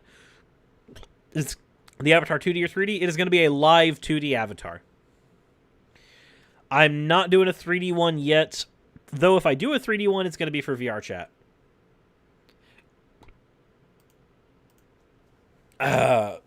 If you guys have not seen Discount Hovend, I would suggest checking out the best Discount Hovend episode, which is the collaboration I did with Logic a year ago. 2 years ago, actually. Would definitely recommend. Is good. You'll need a bread avatar spell. Can't wait for a cute VTuber covering politics. Yeah, it's going to be fun. How's it going, Pika? Good to see you in the chat. We have covered S.J. Thomason first because I figured I'd go ahead and do the easy thing. Have you ever played Mega Man? I have played Mega Man. I used to play Mega Man X a decent bit. I've never beaten a single Mega Man game, though, because they're hard. I'm bad at video games. Sorry. Just...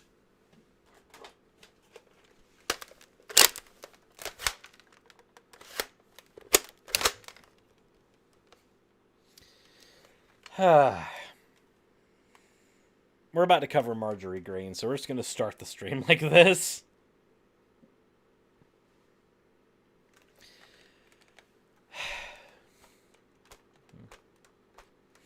Any crossover with Paulogia in the future? I need to get another episode out with Paulogia. We did an episode last year, and we haven't returned to it yet.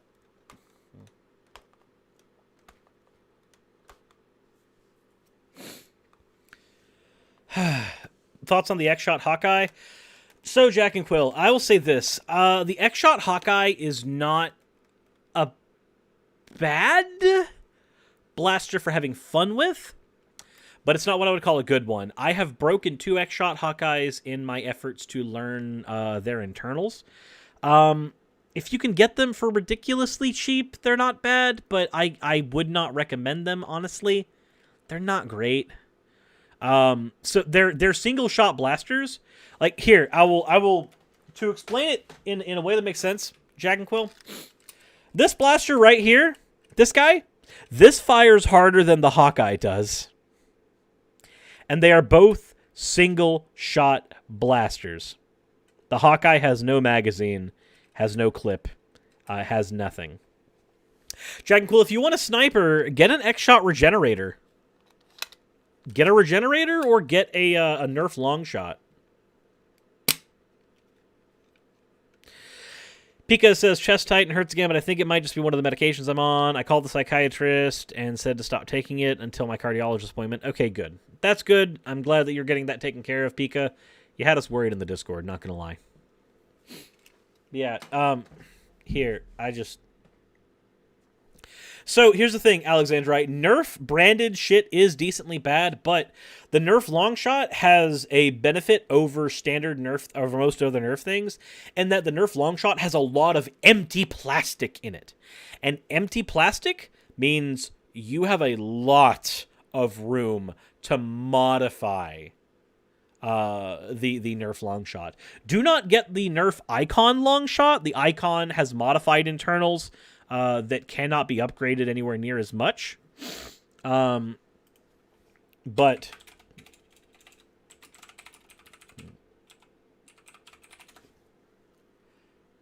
hold on.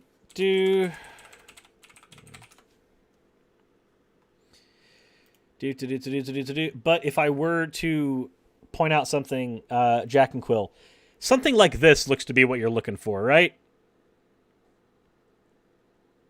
An obsessive amount of stuff to hold, a bipod, a very, very long weapon. Like, this is exactly what you're looking for, right? That's what this looks like.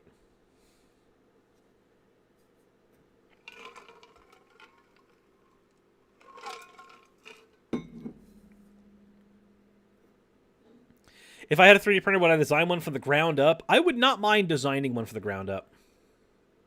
You like rifle-style snipers? Okay, so then... Here.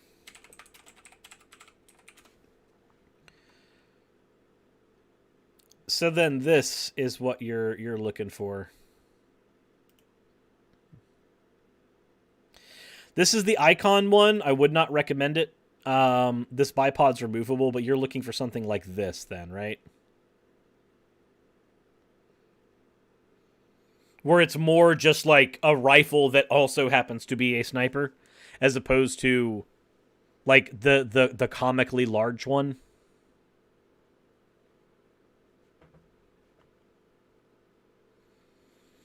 Also, benefit of this guy, again, I wouldn't recommend getting the Icon Series one.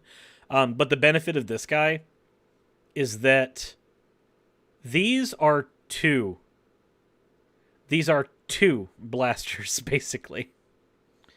That you can just, like... It's one rifle that you can attach another blaster to make it bigger.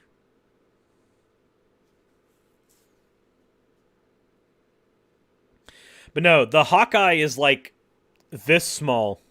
The Hawkeye is very, very tiny. I would not recommend at all. The launcher on the extension doesn't work for yours? Oh, does it? Oh, shit. Well, then I might not have to. I might not be able to recommend it, but here.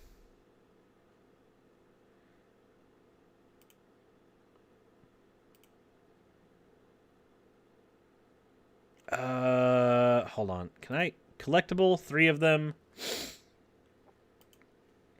Because this is the original long shot. It's got, like, the bolt and everything.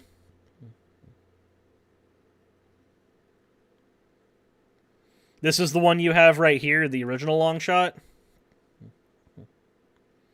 Oh, well then. You know, the benefit of the long shot is that you can customize it, but stock, yes, it is garbage.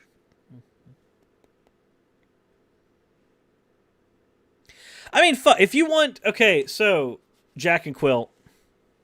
So you want just a sniper, a rifle that will be able to fire very long range, right? That's what you want? Because if that's the case, then just a Nexus. Like, if you really just want a rifle that fires long range really well, then just get a Nexus. Like...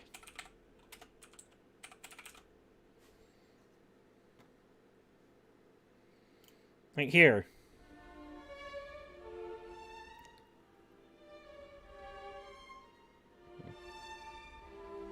Hold on. I did not modify the inside to make it look kind of realistic. And I just had to... But like... Like literally just a Nexus with a sniper scope mounted onto it. Because a Nexus will actually fire strong enough and straight enough to function like what you're needing then.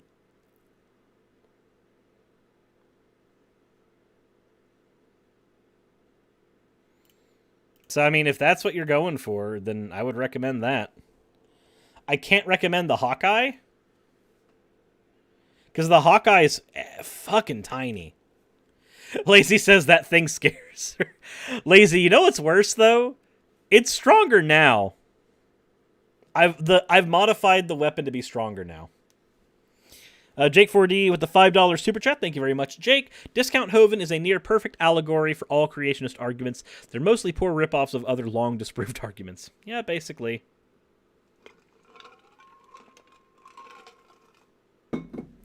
So yeah, if you're looking for a rifle that can be a sniper, then just get a Nexus. Just get a Nexus and put a sniper barrel on it, because the Nexus has real Picatinny, so it'll work. Like, that'll work. And I mean, it's decently strong. Do I have? I do not have ammo near me. That is new. Normally I have ammo near me. Oh well. I guess I'm not firing that today.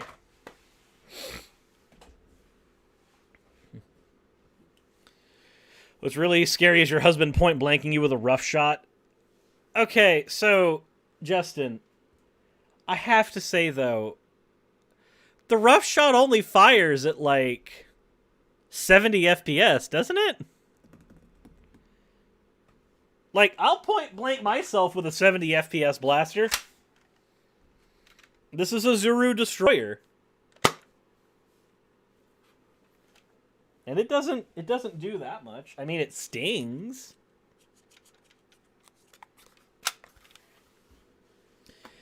YouTube mod chat. Okay, 1 second. I got you. Sorry. It will take just a moment.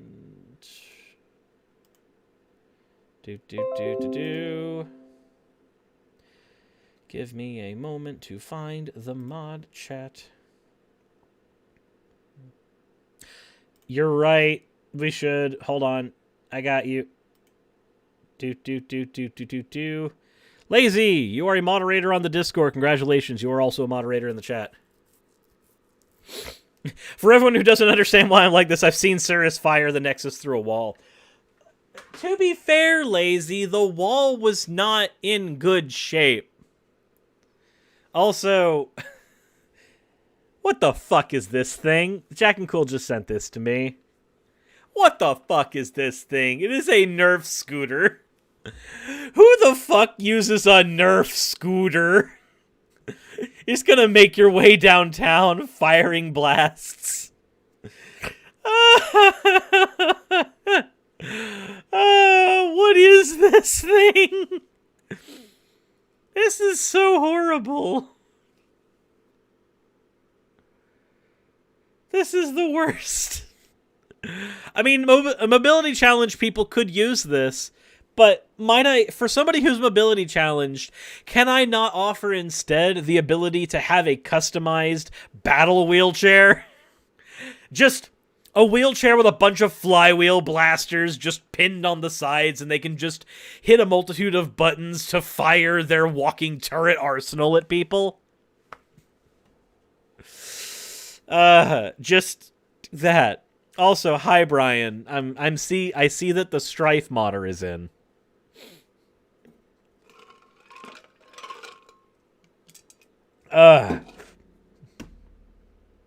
Brian, how hard was it to modify your Strifes? I'm curious. Not gonna lie, I kind of want a Nerf scooter. I mean, why wouldn't you, though? Look at that. The more I look at this train wreck of an item, the more I kind of want it. Look at that kid's face. He's so fucking happy. Just... You had someone do it for you? Oh, okay. They said it was super easy. You gave them $20 per Strife. That's not anything at all. That's $20 per Strife? A Strife alone cost more than $20. Jesus Christ. Imagine if all the kids on the boxes were replaced with Cirrus. Wait. Hold on. I gotta... You made me do this. You made me do this. I'm so sorry, everyone. Ignore the fact that Derp Vader is there and strong. Okay, so if we're here, right? Where is it? Okay, so we're gonna take this.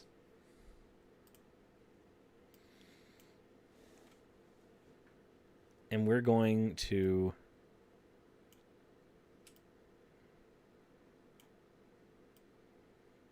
do this. There we go. Okay. Now This might be a mistake. It probably is. It probably is. Let's be fair.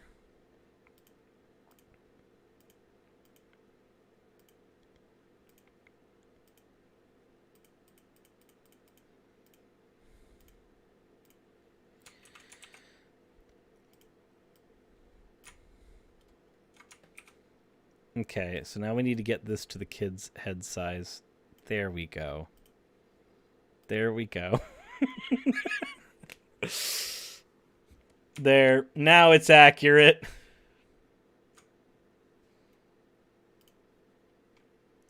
We need to take this clone stamp tool real quick.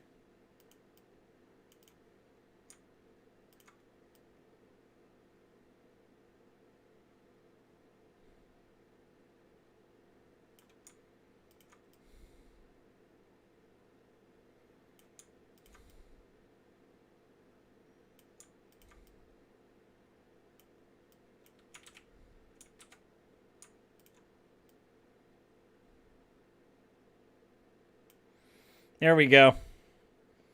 There we go.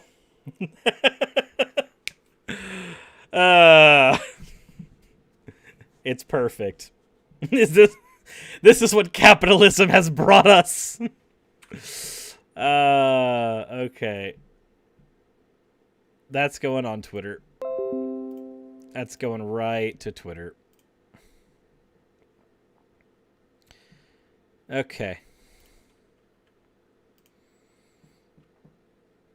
Let me tweet, damn it!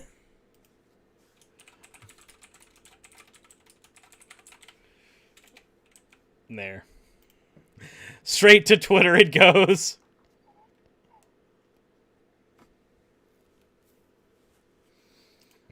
There we are.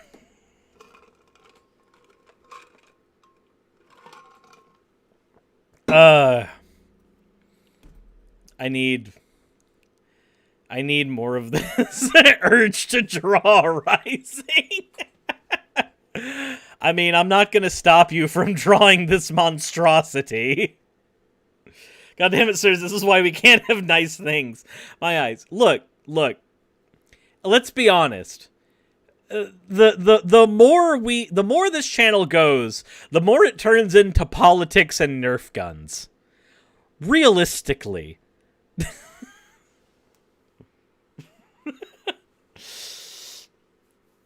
Like, it's sad.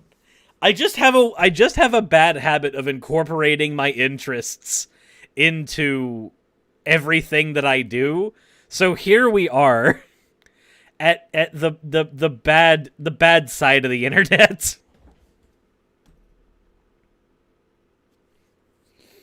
Ugh.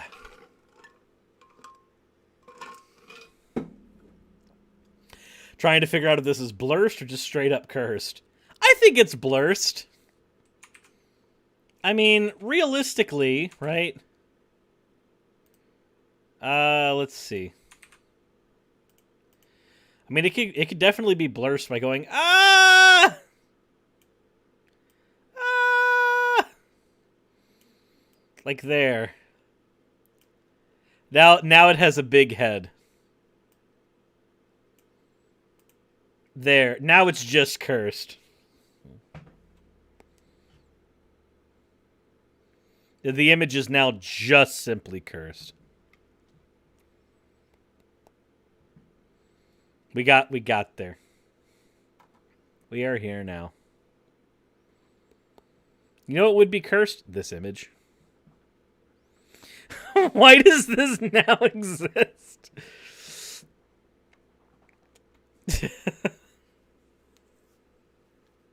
Needs more Derp Vader. He's here to stare at your souls.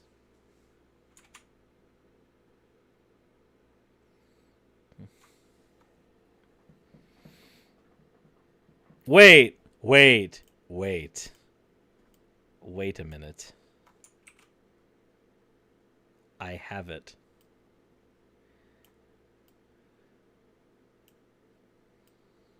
I understand now. I know the meaning of life. Watch. We get rid of the outer glow.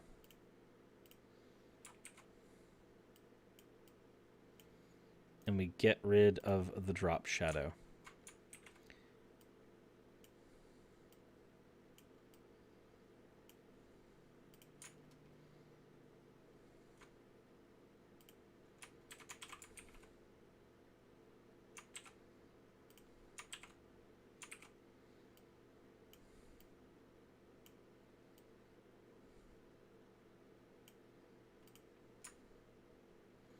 There we go. Where we're going. What is this? Theism? Whatever happened to good old atheism and hammers? This. Insanity.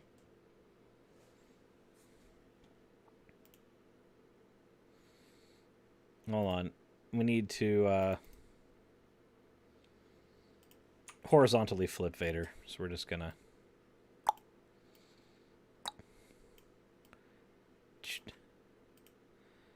There we go. There. Now the image is forever burned into everyone's brain. Derp barrel blaster. Hold on. Let's see. Let's hide that.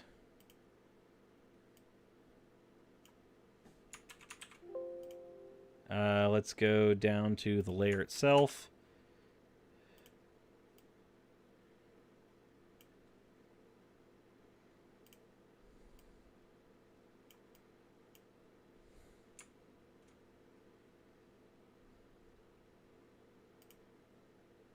Okay.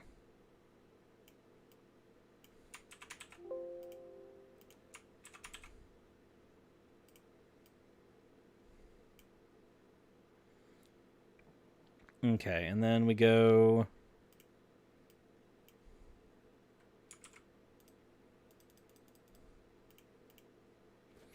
Nope, nope. Delete that.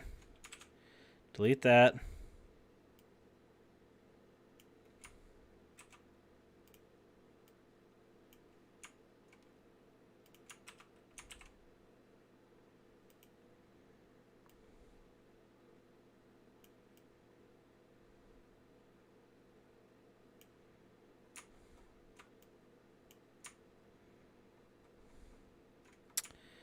Okay, and then we just take...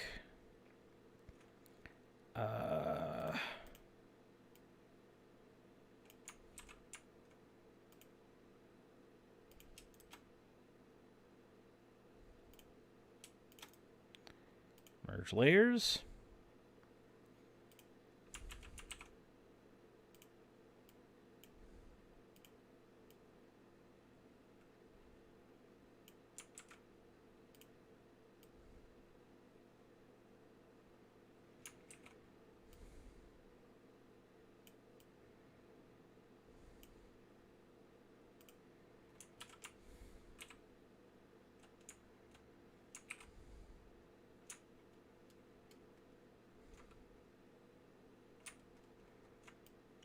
Do.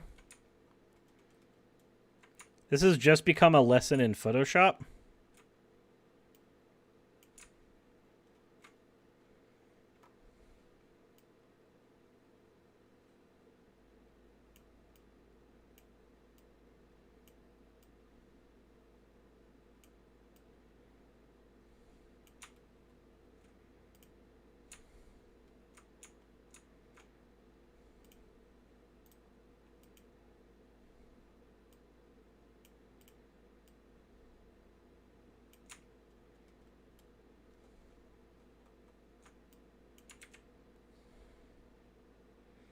Let me just smudge. Where's the smudge tool?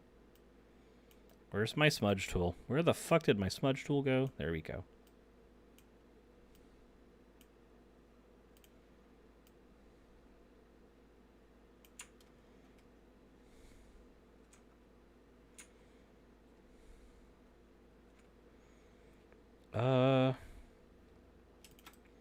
Now we merge these two, copy, paste them.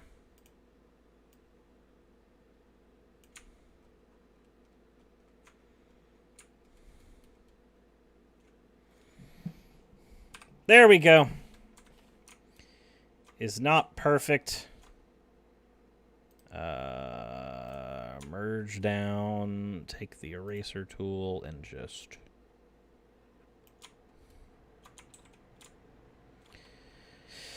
It's fine. It's fine. A depression in Photoshop. So I'm just going to say you're having way too much fun. Am I, though? Like, realistically, is this too much fun, or is this the perfect amount of fun? There we go.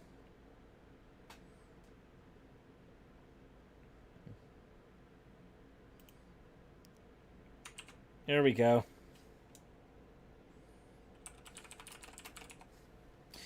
Oh, wait, that's not... Hold on, it's missing... This is missing the face. Hold on.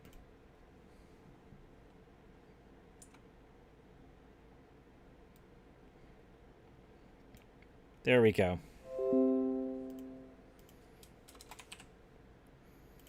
There we are. Now it's good. It's perfect. It's horrible, and you all you all made it happen.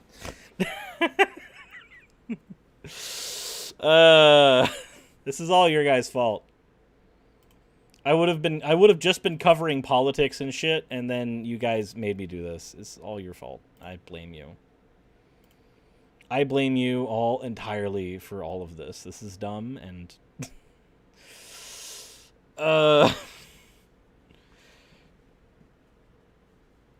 y'all all can take credit for this.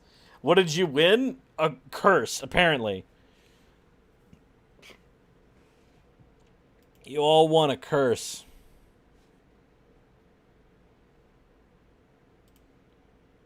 Now wish it into the cornfield, please. Okay. All we did was watch the madness unfold. Well, you did.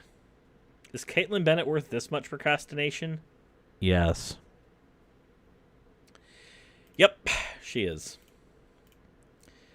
Because the alternative is covering Kaitlin Bennet right now.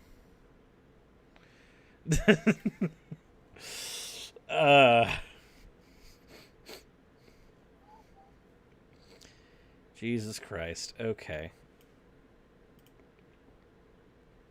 We've reached levels of cringe we thought never possible. After seeing that, I might just be a Trump supporter. No. See, you have to become a liberal after this, because if it weren't for guns, none of this would have happened.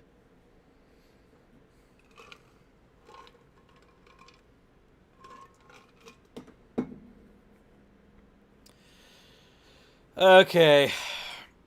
Tell you what, we're going to cover Marjorie Green in another stream. We're just going to cover Kaitlin Bennet today. That's what we'll do. We're in a good mood. I don't want to cover QAnon bitch at the moment. We'll do that tomorrow. We'll do Kaitlin Bennet today, though. Because at least I've spent enough time dealing with Kaitlin Bennet shit. Oh, I know Jewish space. Ah, fuck, you're right. Never mind. Damn it. I have to cover Marjorie. Because Jewish space lasers are currently trending. God damn it. No. Making me suffer. Why you guys do this to me?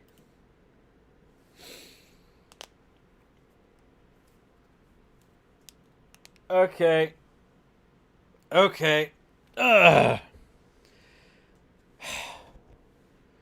This thing... What is the weight capacity of this? Fires up to 40 feet.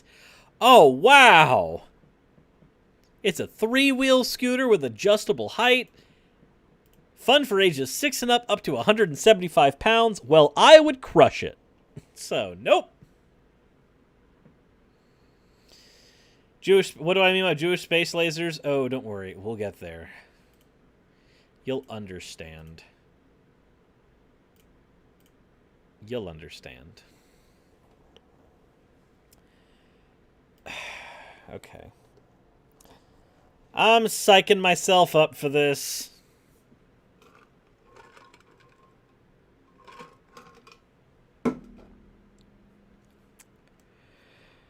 Well,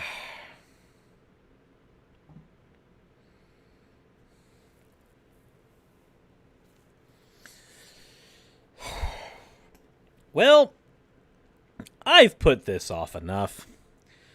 I did a short covering of Marjorie Green and had enough people comment that I was mispronouncing her name.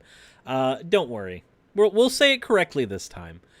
But as much as I didn't want to cover this person, apparently Jewish space lasers is trending right now. And it's her fault. So let's find out why. Let's go through the many, many, many faces of Marjorie Green. And we're going to start out with a fun one here. Okay? Okay. Here. You and me together while Marjorie talks to Katie Hopkins, who is an individual for another episode. I need to tell you, and it is emotional, that on behalf of so many of us that look to this place for hope and look to Trump for hope, you are that. And what you did was so brave and made a difference to so many people. And I personally wanted to say thank you for being that person. Thank you, Katie. Thank you so much. That's so nice. Yeah, it was a hard thing we did yesterday, but I wouldn't do anything else. And so, just so you guys know, this was her saying that she wouldn't have done anything else besides the storming of the Capitol. But, you know, I don't know what else you would do besides treason. I would love to trade you for some of our rotten people here that have no appreciation. Now, did you guys catch that? Here, let's try that again. You for some of our rotten people here that have no appreciation for our country, and I'm grateful, truly grateful. I would gladly trade you some of our white people because ours have no appreciation for the country.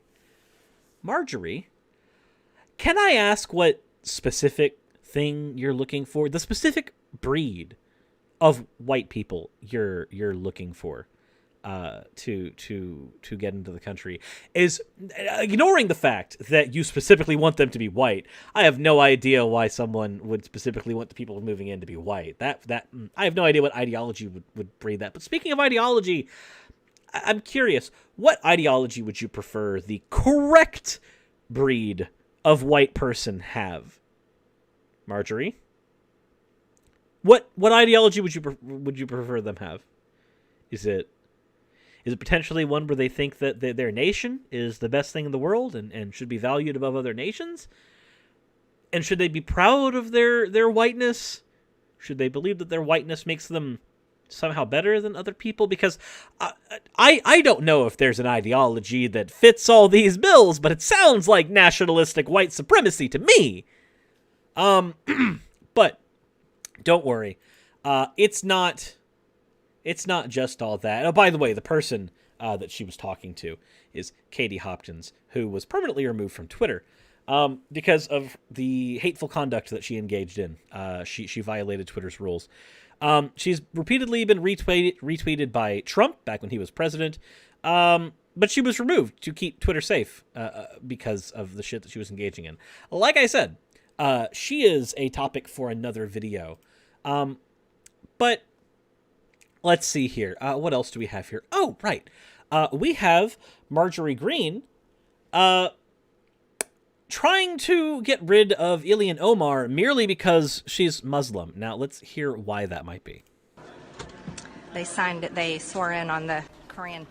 Oh, we have the Bible. We're going to talk about swearing in on the how to swear in on the Bible with them, and let them know what our law says, that you can't swear in on the Korean.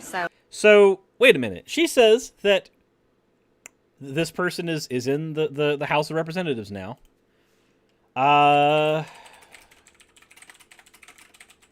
She says that you cannot swear in on anything but the Bible. But let's see here. Do you have to be sworn in on the Bible? Oh, wait a minute. Hold on. It's looking like the Constitution says that no religious tests shall ever be required as a qualification for any public office or trust under the United States, even though at least four presidents have not sworn in on the Bible. Wow, weird. That's strange, Marjorie, that somebody who's currently involved in making the laws of the United States now doesn't fucking understand them. Isn't that just great? Isn't that just wonderful? Isn't Georgia a wonderful place? We're gonna explain that. You know, we're gonna explain about how you can't swear in on the Quran. But and you we're gonna can. have the Bible and ask them if they would swear in on the Bible. That we really need We have them the to. oath. Yeah, we have the oath. Yep. Okay, so let me go ahead and explain why this is dumb, okay? Here, let me go ahead and do it in fun form. Where's my Bible?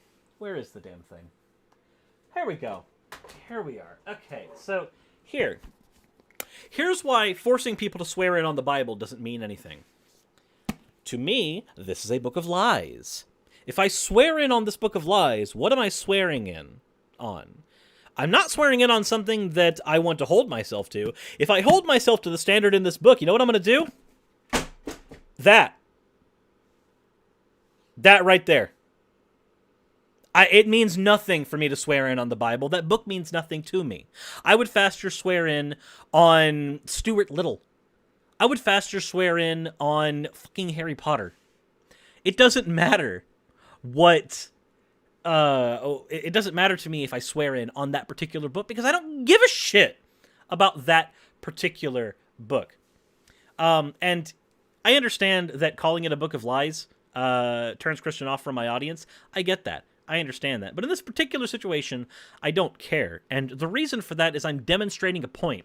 To Marjorie Green, from her perspective, the Quran is a book of lies. So why would she swear in on the Quran? Well, to Ilhan Omar, though, being that she's a Muslim, the Quran is not a book of lies. It is a book that is designated specifically for her religion. It is a book filled with truth. So she swears in on that book. You swear in on something that actually matters to you, not on something that superficially matters to other people. So I think that's important. Now they can. The sad thing is, now You're infringing on our religion. which they You're infringing on... Wait, you're infringing on our religion?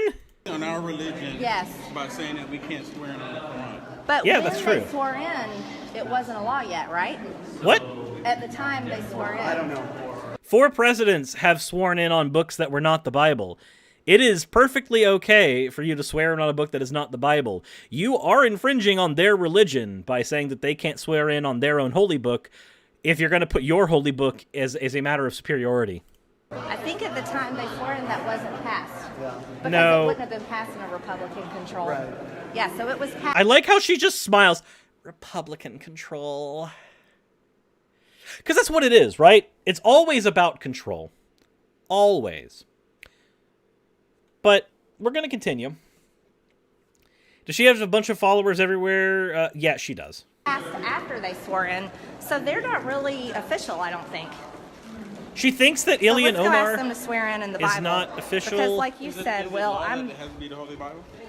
Yeah, it has to be the Bible. Can you cite the law? Is it actual law? Bottom line is Yeah. Sharia law is not compatible with America. Yep. Okay, but Ilhan Omar is not saying that we need to have Sharia law. Why does that matter? But Christian theocratic law is not compatible with the United States either. So why does any of this matter, Marjorie? That's the bottom line. How can you say you represent women, but you support Sharia law? How can you say you represent women but you support the Bible? I don't... This works either way. Realistically, the Bible is less progressive on women than the Quran is. And that's not a good thing. That's not a good thing at all. They're both regressive as shit where women are concerned. But I don't know if Marjorie understands this, but the law is actually not on her side in this particular case. But it's okay, because there's more to Marjorie than just not understanding public legislation. There's also ableism to Marjorie Green. Now, really? A Republican who doesn't understand basic laws being an ableist piece of shit? I have no idea how this would have happened. How could we have possibly elected somebody like this? Oh, well, let's find out. There's your wall money right there, everybody. I mean, this is like, it's so stupid simple. It's not even funny. It's stupid simple. But we have retards. I'm sorry. I know that's an offensive word. And I'm not trying to talk down on people with Down syndrome. But you are, because you're using it.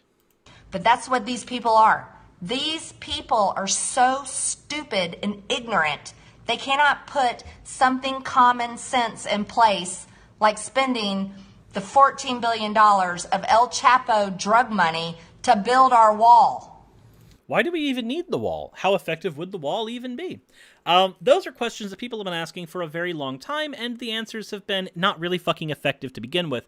Secondly, ignoring all that, if you don't want to insult people who have Down syndrome, if you don't want to insult people who are autistic, if you don't want to insult people, then maybe don't use language that is specifically meant to insult them. Don't use language that has specifically been targeted for insulting these people. Oh, but don't worry, don't worry. You think that those people are all stupid, because when you use the term, when you use that hard R term, and then you go in to say they're all stupid, they're all ignorant, you don't just say that about the people who are passing laws. So, by the way, you're doing that now, so congratulations, Miss Stupid and Ignorant. You also end up throwing those exact same insults at all of those people as well. Oh. And if the clip gets me in trouble, it's fine. I don't care. Honestly, I don't. It's nonsense.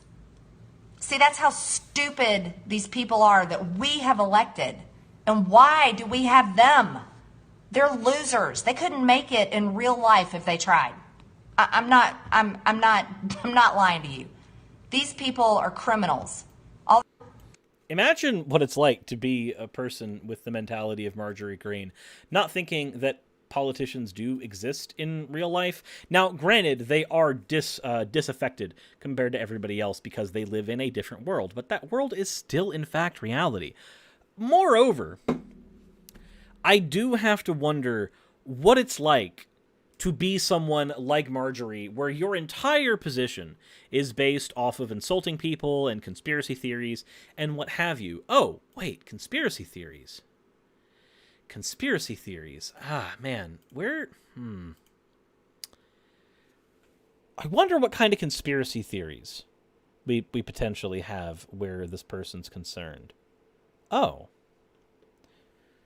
We've suddenly made it to Jewish space lasers. GOP congresswoman blamed wildfires in California on a Jewish space laser. Axios had a small squib about the mischief makers, a handful of idiosyncratic congressional backbenchers who make trouble for their respective party leadership. The leading Democratic mischief maker is Alexandria Ocasio-Cortez, who advocates some left-wing views I consider simplistic and impractical, and in some cases, poll badly. If you wanted to know that this source is not just a left-wing source, somebody like AOC, who is essentially just a socialist, not as far left as people in other countries are, they have issues with AOC. But let's continue. The top example of a conservative mischief maker is Marjorie Taylor Greene. Greene's views are a little bit more controversial. They include, but are by no means limited to, the QAnon conspiracy theory, which of course we already went over in another video, which holds that Donald Trump is secretly fighting a worldwide child sex slavery ring. Child sex slavery? I'm an atheist. I shouldn't talk about savory things.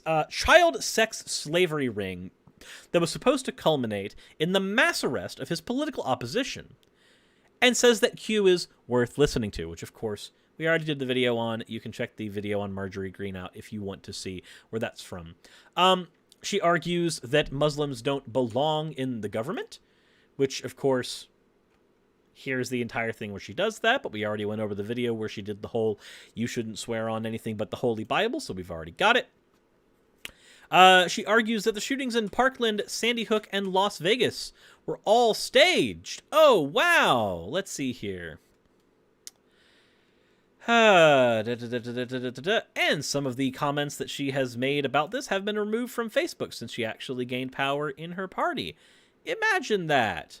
But just so you guys know, all this stuff is here, documented, available for anybody who wants to know. She says that Zionist supremacists are secretly masterminding Muslim immigration into Europe in a scheme to outbreed white people. Now, wait, do they have a source for this one? Oh, here we are. Imagine that. She says that this is what the UN wants all over the world. She's repeating the anti-Semitic claim that Zionist supremacists are trying to basically, and I'm going to go ahead and say right now, this is essentially the white genocide myth, the white replacement thing, the great replacement. The theory is basically this: brown people are going to fuck white people and breed us out of the gene pool. Now, if that sounds fucking stupid to you, it is. The great replacement theory is dumb. But can you imagine the idea that the Jews are behind this? This woman does not need to be in power at all. She also argued that leading Democratic officials should be executed. Oh, did she? Oh, and yet it's right here as well. She repeatedly indicated support for executing prominent Democratic politicians in 2018 and 2019 before being elected to Congress, because, of course, she had to dial down some of those things after she got elected. Green, who represents Georgia's 14th district, frequently posted far-right extremist and debunked conspiracy theories on her page, including the baseless QAnon conspiracy theory, which casts former President Donald Trump in an imagined battle against a sinister cabal of Democrats and celebrities who abuse children. In one post on January 2019, Green liked a comment that said a bullet to the head would be quicker to remove House Speaker Nancy Pelosi and other posts. Green liked comments about executing FBI agents who, in her eyes, were part of the deep state working against Trump. A bullet to the head would be quicker, and Marjorie Taylor Greene likes that. Can you imagine being this person? Can you imagine having a day in the head of a conspiracy theorist who is willing to engage in tons of bad faith acting, who is willing to argue that people in Washington, who she works with now, these are her co-workers, should be killed? Can you imagine being a Democrat in office and having to work with this person in the House of Representatives? Having to deal with this person on a day-to-day basis? Can you imagine what that's like? To sit down to lunch with this woman and go, so, are the Jews coming for me today? Are they coming for you? Are they going to fuck you out of existence? And should it be a guillotine or a firing squad that ends my life? Oh, but don't worry. Do not worry. For, of course, we have more to get into where this is concerned. You see, we haven't even gotten to Jewish space lasers. The most recent view of Green to be unearthed comes via Eric Hanoki. Just over 2 years ago, Green suggested in a Facebook post that wildfires in California were not natural. Forests don't just catch fire, you know. Rather, the blazes had been starting by PG&E in conjunction with the Rothschilds, using a space laser in order to clear room for a high-speed rail project. Here is Green's entire post via Media Matters. As there are over 70 people confirmed dead and over 1,000 missing, the fires in California are a horrific tragedy. I am praying for all involved. I am posting this in speculation because there are too many coincidences to ignore. And I'm just putting it out here from some research I've done stemming from my curiosity over PG&E stocks, which tanked all when rallied Thursday night after the California officials announced that they would not let P&G fail. I find it very interesting that Roger Kimmel on the board of directors of PG is also vice chairman of Rothschilds, and which is an international investing firm. I also find it interesting that they have a long history of financial contributions that PG&E has made to Jerry Brown over years and millions spent in lobbying. What a coincidence it must be that Governor Brown signed a bill in September 2018 protecting PG&E and allowing PG&E to pass off its to pass off its cost of fire responsibility to customers in rate hikes and through bonds. It must be just a coincidence that the fires are burning in the same projected areas that the $77 billion high-speed rail project is to be built, which also happens to be Governor Brown's pet project. And what are the odds that Reinstein's husband, Richard Bloom, is the contractor of the rail project? Geez, with that much money, we could build 3 U.S. southern border walls. Why is it always the fucking walls? This bitch hates brown people so much she's terrified they're gonna fuck us white people out of existence, and she wants to build a wall to protect us from the bad brown people. Jesus Christ.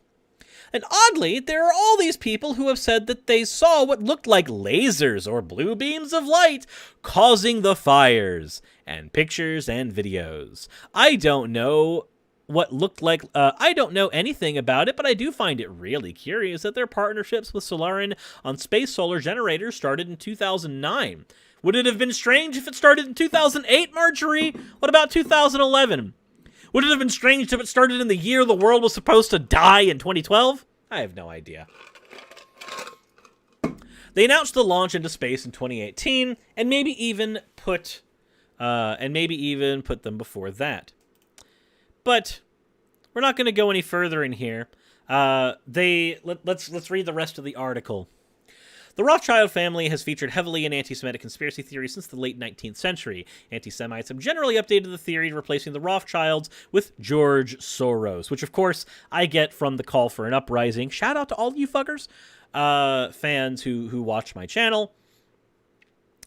Green's version has instead updated the theory by giving the Rothschilds possession of secret, powerful space lasers.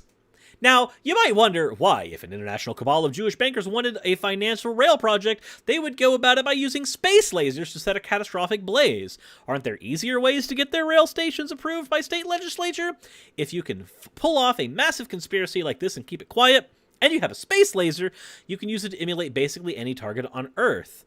Then there have to be more direct profit making opportunities than burning the trees in order to arbitrage the land value for public transit contract. You're probably not going to get Green's answer, though, because the last news crew that showed up to one of her events was threatened with arrest by local sheriffs. Oh, wait, when did that happen? Well, I have that article right here, because I prepare for this shit.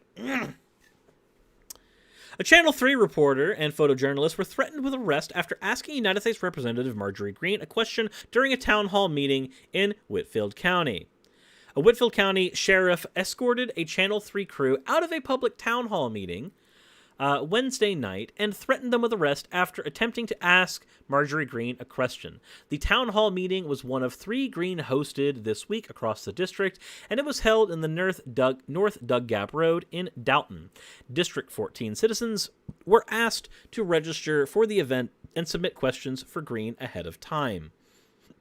Green's office invited the media to the event, including Channel 3's crew, which had the credentials to attend. Once on the property, members of the media were told that they would not be permitted to speak to anyone attending or ask any questions. Greene discussed the recent headlines over her Facebook posts made before being elected to Progress that indicated her support of violence against prominent Democrats. Channel 3's reporter attempted to ask Greene about the posts and the resolution to expel her from the House, but Greene said that she was only there to talk to her constituents.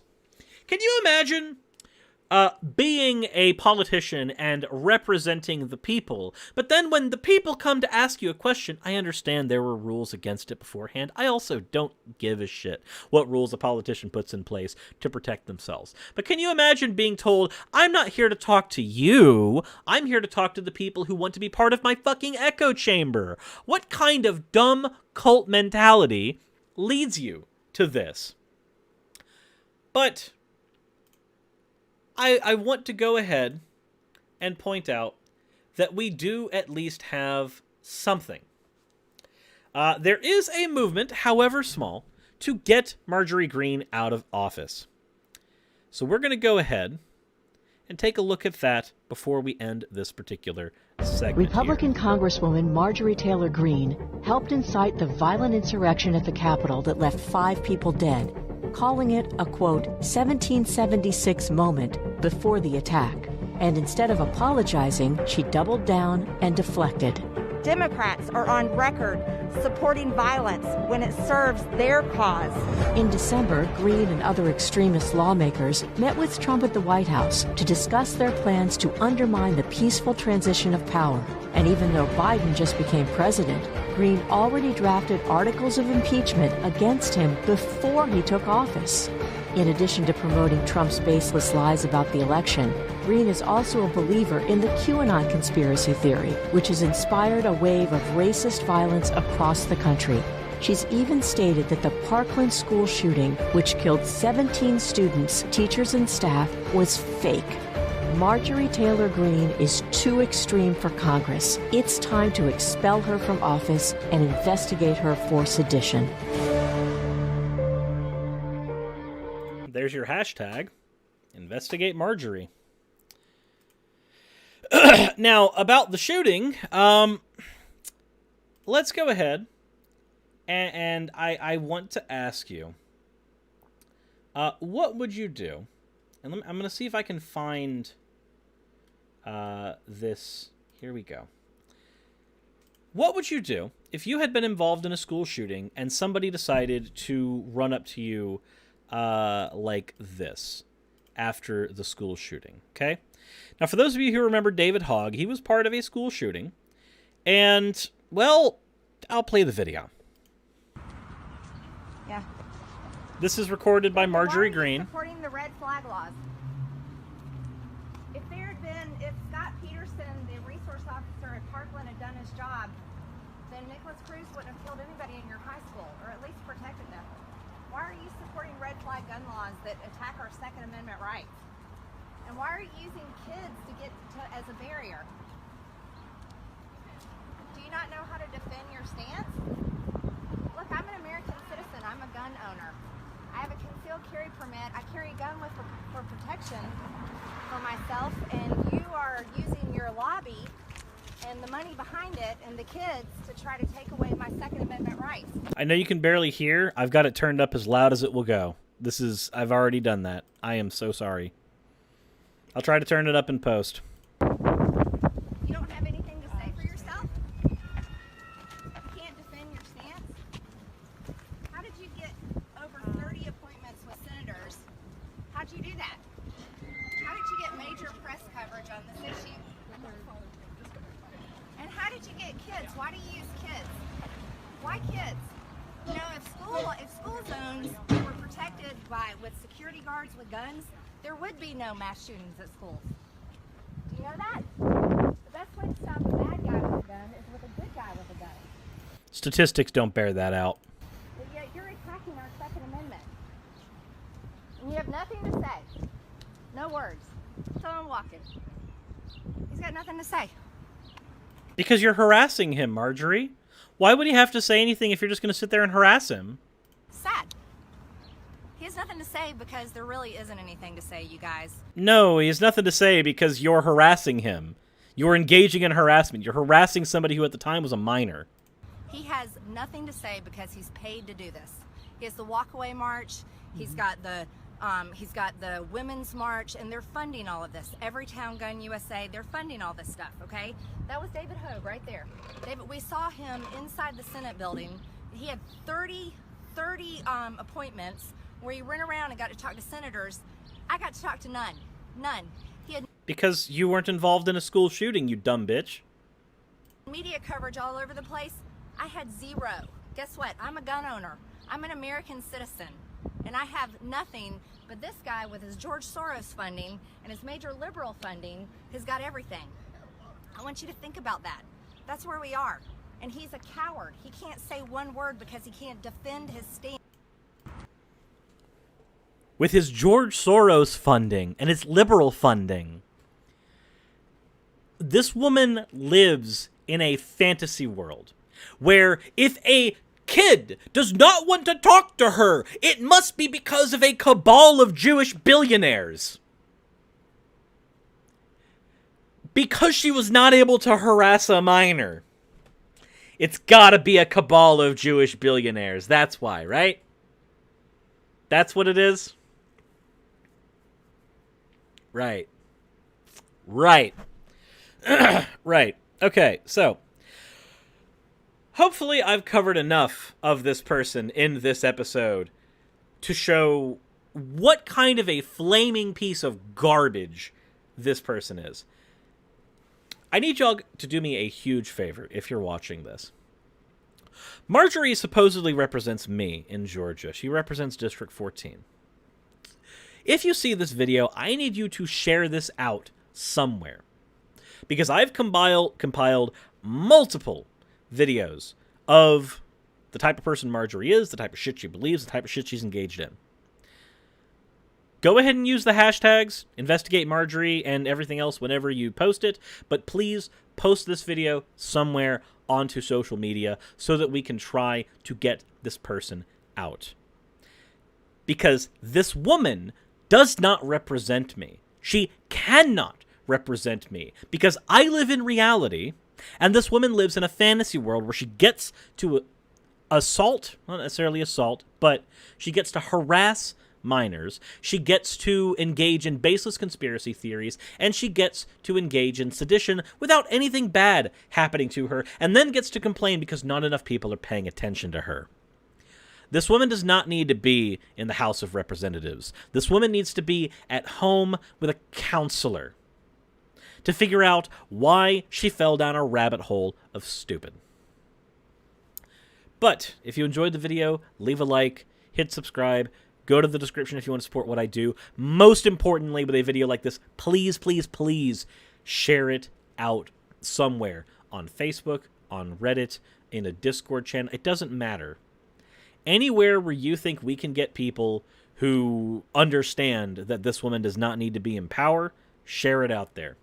Thank you all, and I hope you have a wonderful rest of your day without any more of this nonsense. And since we're here, Sassy, I'm gonna be posting the link to this video when it's done. I'm gonna edit it now. Since we're here, I need to go ahead and edit that audio in the end. So, this is now going to become an editing stream for the amount of time it takes for me to do this part.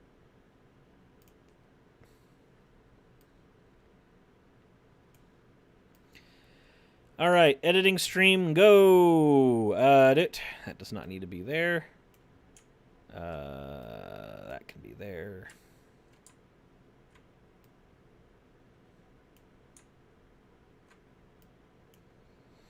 Doot.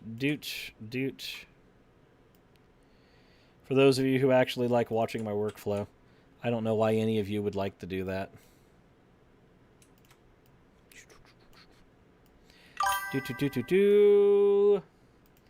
Also, thank you very much, Benjamin Dover, Swith of Deb und, and Ispira for subscribing.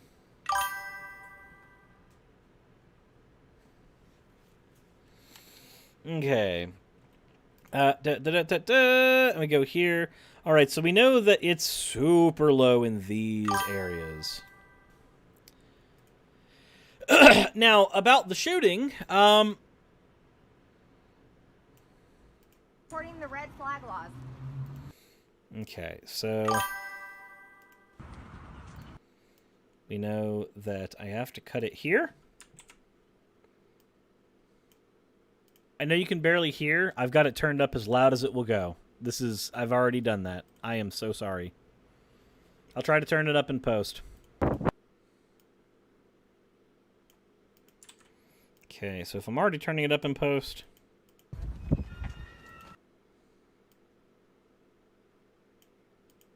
You don't have anything. Okay, that part can go out. That part goes here. We're protected with security guards with guns. The best way to stop. Statistics don't bear that out. Do. He's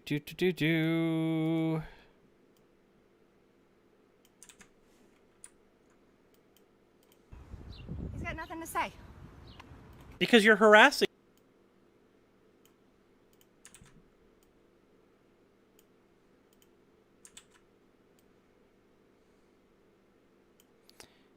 we go here.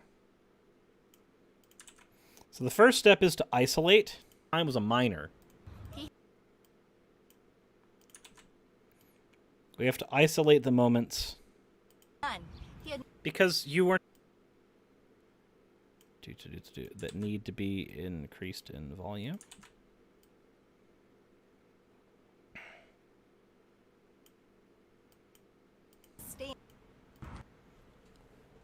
With his George Soros. All right, so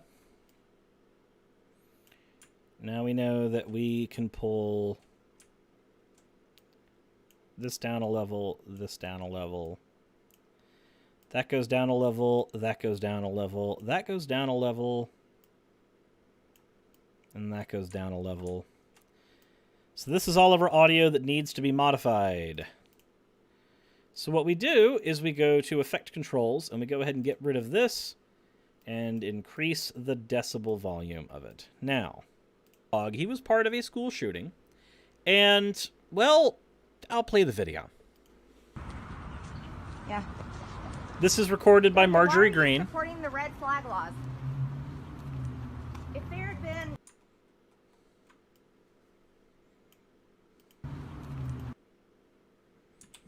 Okay, now we get this part and increase it more. If Scott Peterson, the resource officer at Parkland, had done his job, then Nicholas Cruz wouldn't have killed anybody in your high school, or at least protected. That needs to be increased even more. Nicholas Cruz wouldn't have killed anybody in your high school, or at least protected them. Why are you supporting red flag gun laws that attack our Second Amendment rights? And why are you using kids to get as a barrier? Increase that just a bit more. Nope, that is as amplified as I can get it. So we then select all these, give it all the same amplitude. And the kids to try to take away my Second Amendment rights. You don't have anything to say for yourself? You can't defend your stance?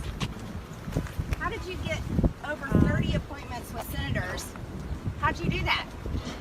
How did you get major press coverage on this issue? What stop a bad guy with a gun is with a good guy with a gun. Statistics don't bear that out. But yet you're attacking our Second Amendment. There we go. That's clean. That audio change is clean. That's as clean as I'm willing to get it to. So then we pop this here. And well, all right, and then boom.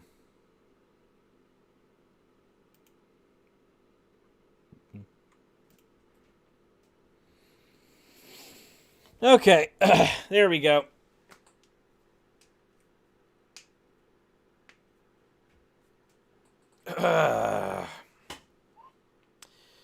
So who wants to just cover Kaitlin Bennet tomorrow? I don't want to deal with her today. Not after doing multiple videos on Marjorie Green back to back.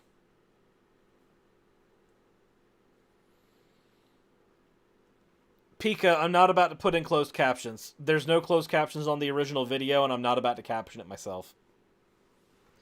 I do have community closed captions available on my channel, though. So when the video goes up onto my channel, if somebody wants to close caption that segment, they can, and then they can submit the closed captions in, and I can approve them on my end.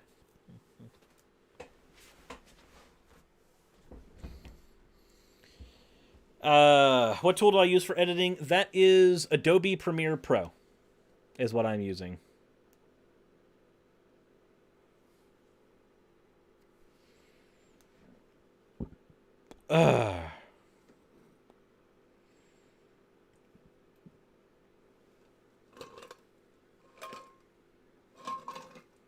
Community captions shouldn't be disabled by YouTube. I get to tell them if they're coming in or not.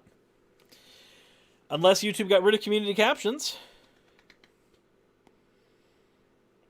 Because if that's the case, then I'm kind of screwed in that regard. Ugh. That's unfortunate.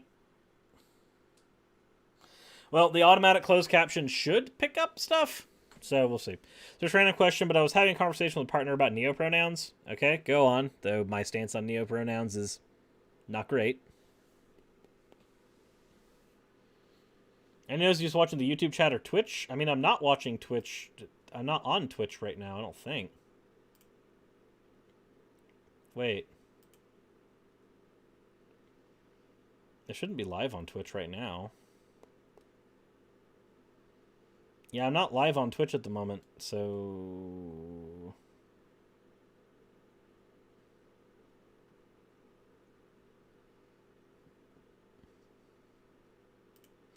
So statistically, adding closed captions can increase my audience, but I don't have the time to. Consider this. If I'm releasing 2 videos a day, captioning each of those videos is an immense amount of time sink. I don't have that kind of time.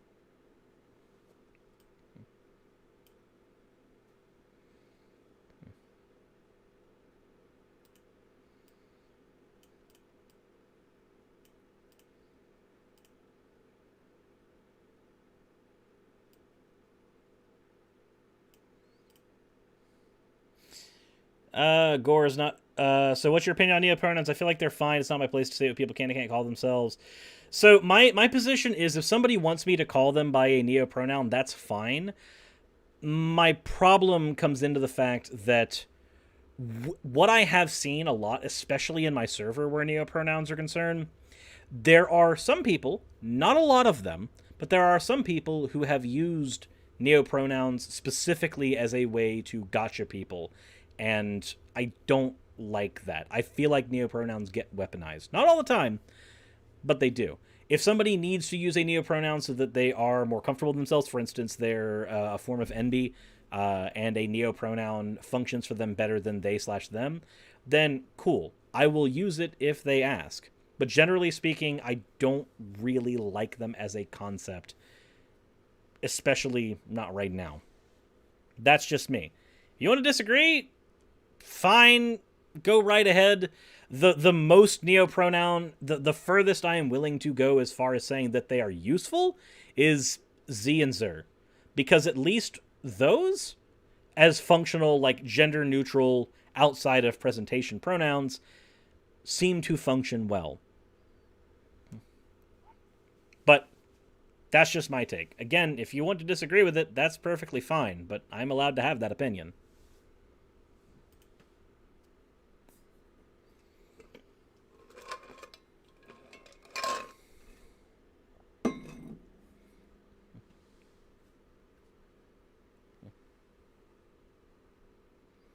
Did bad post-op, not gonna lie? I'm not sure what bad post-op means.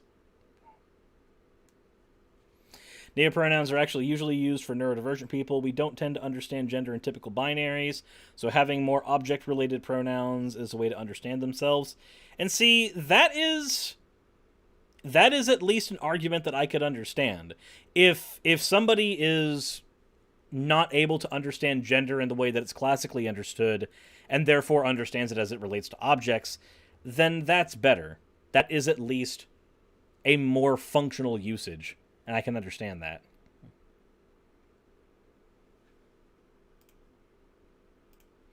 What about no pronouns? I mean, so technically you can't have no pronouns because the way that the English language works is that you'll have a pronoun whenever you're being referenced in conversation.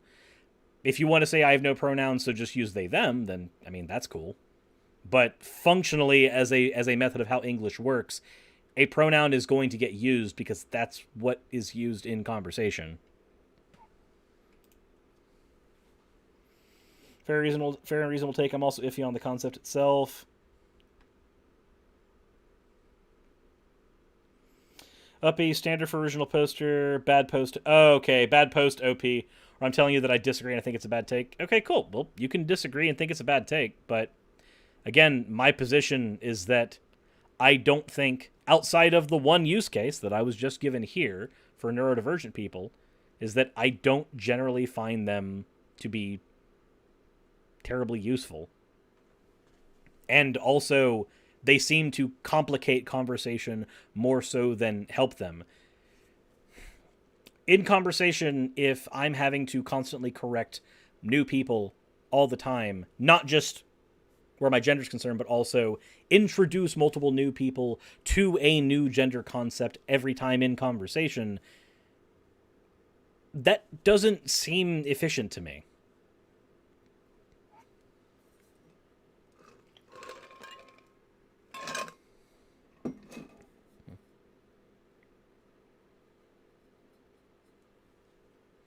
But again, I'll accept, like, if somebody says that this is mine, I will personally accept that, and I will use it for them, because that is what they've asked me to do. That is the nice thing to do, and it's the correct thing to do in conversation. Said, welcome to being anything other than cis? I mean, I'm sorry, I can give you the position as a cis person. Like...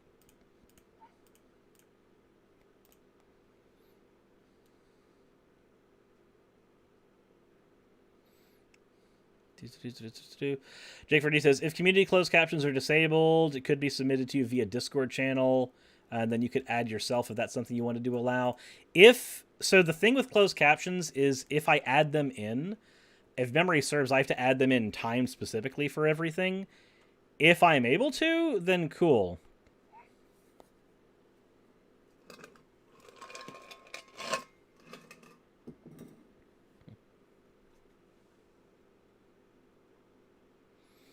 Brian says, what is a man? A miserable pile of secrets.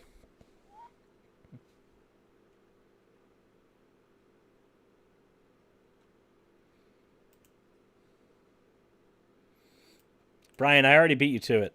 A man is a miserable pile of secrets.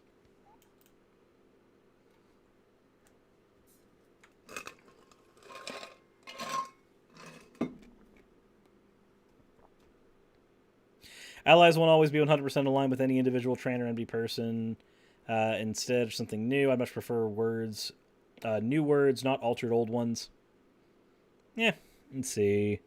I just got here, but I'm pretty sure this is about how NB people have different relationship with gender than... Oh, neurodivergent people have a different relationship with gender than neurotypical people. Yeah, no, nobody's saying a neurodivergent person is a gender. It is that someone who is neurodivergent has a different relationship with gender, because gender being a social construct, if you are neurodivergent, it is more likely that your relationship with social constructs is entirely different than somebody who is neurotypical.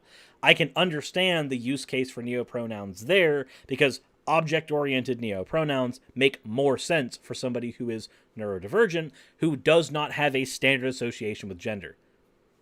Completely understand that. Granted, let's see. Z Commander says, not all of us do. Nobody said not all of you do. Nobody's saying that not everybody does. Like, again, this is why I have no problem using neopronouns if I am asked. I don't have an issue with doing so. If somebody wants to hold the take that they want to change my opinion on it incredibly, then go right ahead. But my opinion on it is probably not going to change based on having had these conversations before.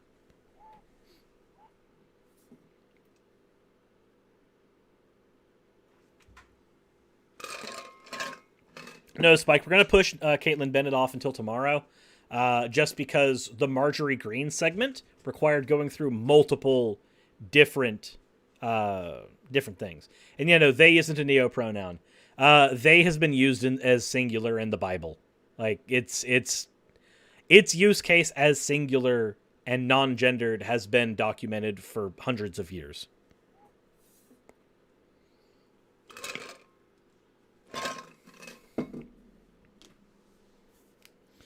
I don't like cis being pushed upon me as someone else's comfort in defining me, though. I mean, it's not my comfort in defining you. You define you, and I accept that definition. Whatever that definition is. Like, that's what I do. I'm not going to say, no, you are the cis. If you tell me you're trans, or you tell me your pronouns or something, those are the pronouns I'm going to use.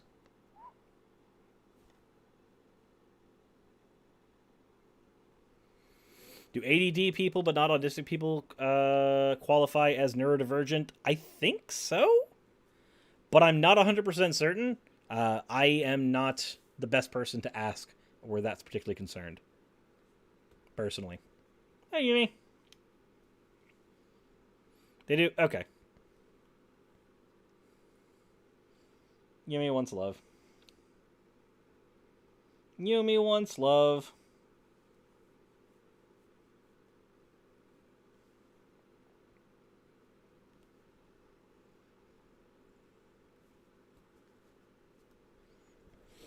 Yumi, well, yeah, that she's named after the cat from League. Can you clarify what neuropronouns we're talking about? I know you said Z-Zem you're fine with. What are ones like Ninem, Ververt, etc.? Or are you talking about some of the more esoteric ones? So my thing is that the more esoteric you make... Okay, let me do a base thing. Language is a method of communication. Communication only works if both people understand what is meant by a term. The more esoteric a neopronoun, the less efficacious it is for methods of communication. Your pronoun is not your identity. Your pronoun is a marker that you use to communicate your identity. If a neopronoun is incredibly esoteric and has a very, very small use case, it is sometimes very difficult to communicate that use case in conversation. And the more esoteric, the more difficult it is, making the term less and less useful the more rare and esoteric you have the pronoun. There is my reasoning there. It does nothing with stripping somebody of their identity. Your identity exists separate of the pronoun. The pronoun is a label that you use to communicate your identity.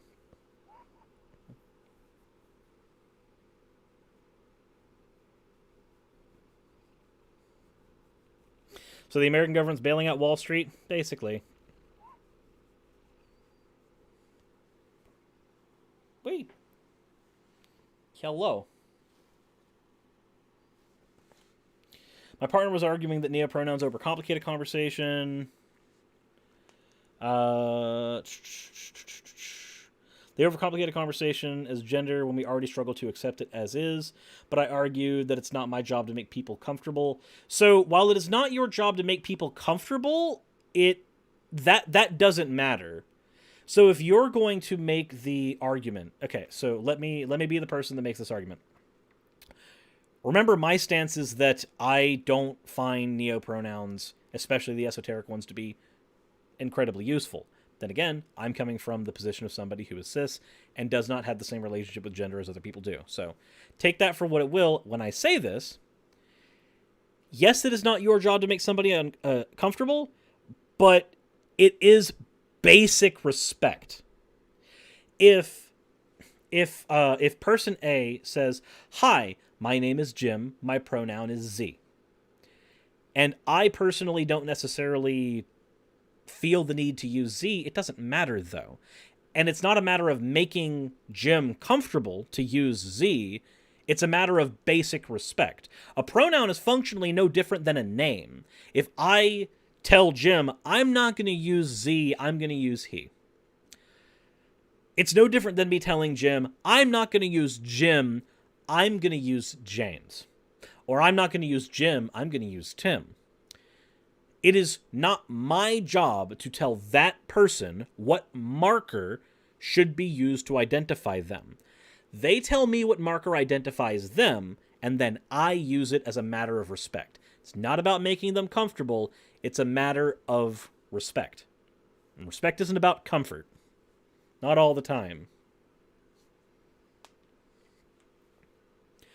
So I can understand the position that it's not your job to make somebody comfortable, but that is a position that necessarily stems from cruelty. Not to call you cruel, but cruelty is defined as engaging in something potentially harmful when an ulterior option exists, when an alternative option exists. The alternative option exists when somebody gives you their pronoun to use their pronoun. When you actively choose not to, you are engaging in a form of cruelty because you are basically belittling their identity so that you can make yourself more comfortable under the guise of it not being your job to make them comfortable. It is a position of cruelty. And this is coming from somebody who has the stance I described on neopronouns. I still find not using them once they've been described to you, once they have been asked, to be a position that can only be based in cruelty, as I have defined it.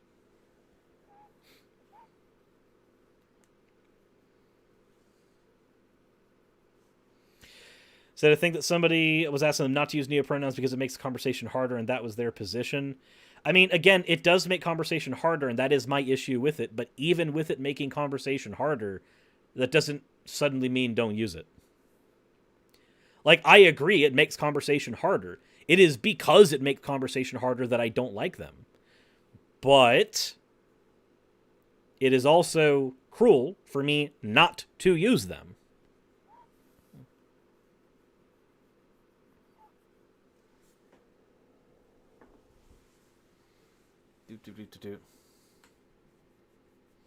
That was the point. Oh, no, I meant that it's not my job to make people who refuse to use neopronouns comfortable. Okay, fair enough. Then, yeah, my position then is that it's flipped for them. Then, while it is not their job to make you comfortable, etc. But yeah, it's not your job to make them comfortable when you use particular language. I understand that. Okay. Yeah, then you use the language that functions best and point out to them that if they choose not to use it, it is from a position of cruelty. And please give the definition of cruelty, because people have this assumption that cruelty is always like this evil, malignant manifestation of a negative emotion, when it's not. It's simply engaging in a harmful act when there is a non-harmful or less harmful option.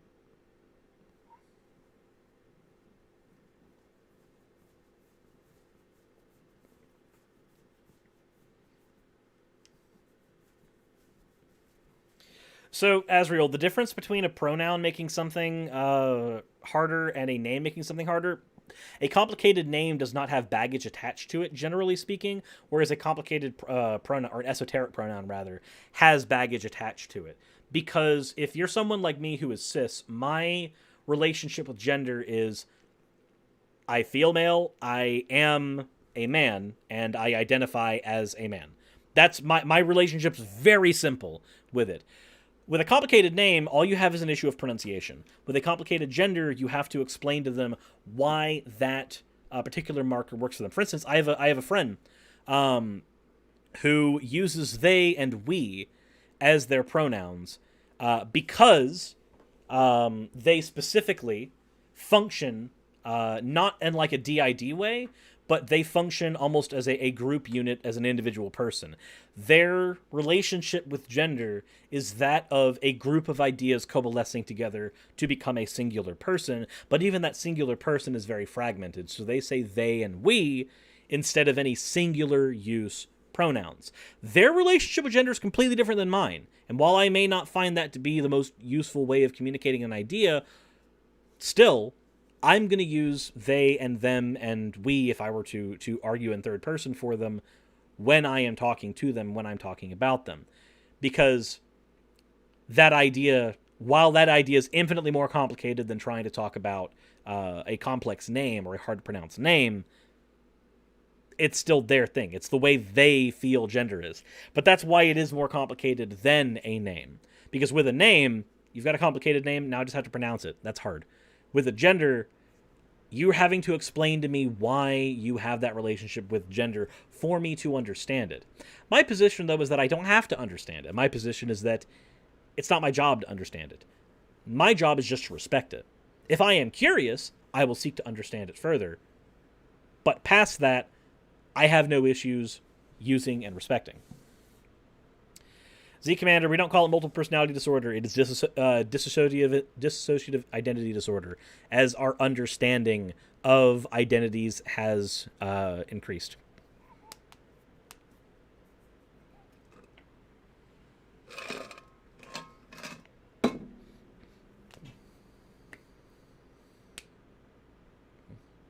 If you want to be more accepting of people, doesn't make more sense to understand them? Well, yes, it does. But here's the thing. For instance, if you want to coexist with somebody who's a Muslim and you want to understand them, you are only ever, like say you're a Christian, you're only ever going to be able to understand them to a certain point. You don't have to understand them past that point. Past the point where you're not cruel to them, past the point where you are friendly to them, past the point where you are able to operate with them and have conversations with them.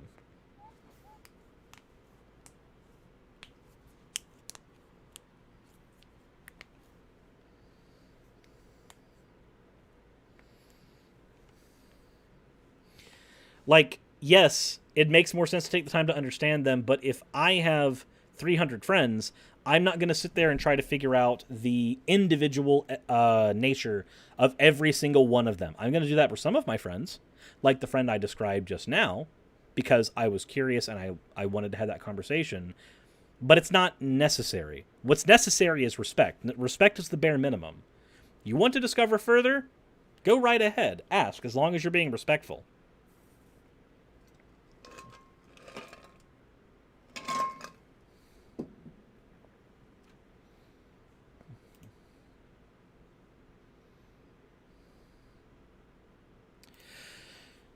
What is multiple personality disorder versus dissociative identity disorder? Okay, so basically in the DSM, in older versions of the DSM, we had multiple personality disorder as a descriptor. We now understand that for somebody to flip to another personality or another person, generally they have to dissociate first. And when they dissociate, that's when the flip can happen. As a result of that understanding, we now call it dissociative identity disorder, not multiple personality disorder. Because it's sometimes not even different personalities. It is a different identity, sometimes with the same personality that pops up. As our understanding of these things increases, we have a tendency of changing the language around them. I guess that goes back to pronouns as well. Would I say it's similar to someone using boy instead of sir with a lack of respect, calling you girl with disrespect? I could see that. So this is all part of linguistics. We look at neopronouns as confusing, but cultures with more than the binary pronouns look at us with just two and say, the heck is wrong with you? Yeah.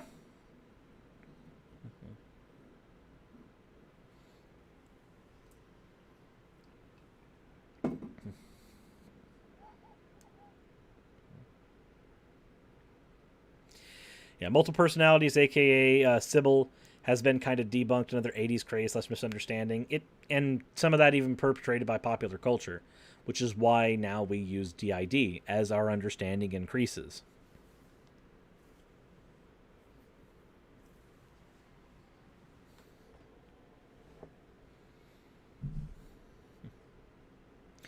In some languages, pronouns aren't even tied to gender. Correct. In fact, actually, a wonderful piece to read where this is concerned is a academic paper written in 1984 by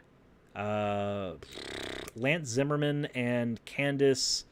I can't remember her name right now, but it's called Doing Gender. I have it linked in a few videos that I've talked about gender on. I would highly recommend reading it if you want a better understanding of the relationship between gender and culture and how it's functioned throughout history.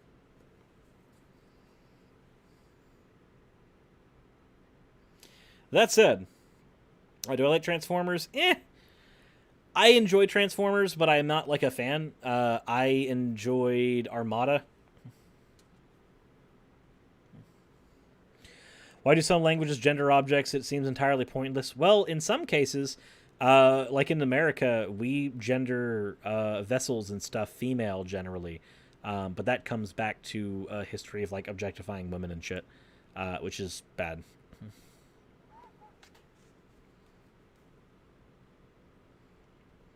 That said, I am going to go ahead and hop off. I have enjoyed hanging out with you guys. We'll cover Kaitlin Bennet tomorrow. I am going to go to the bathroom and probably go to the card shop today. Thank you all for coming out, and I will see you all in a bit. Well, in a bit being, like, later.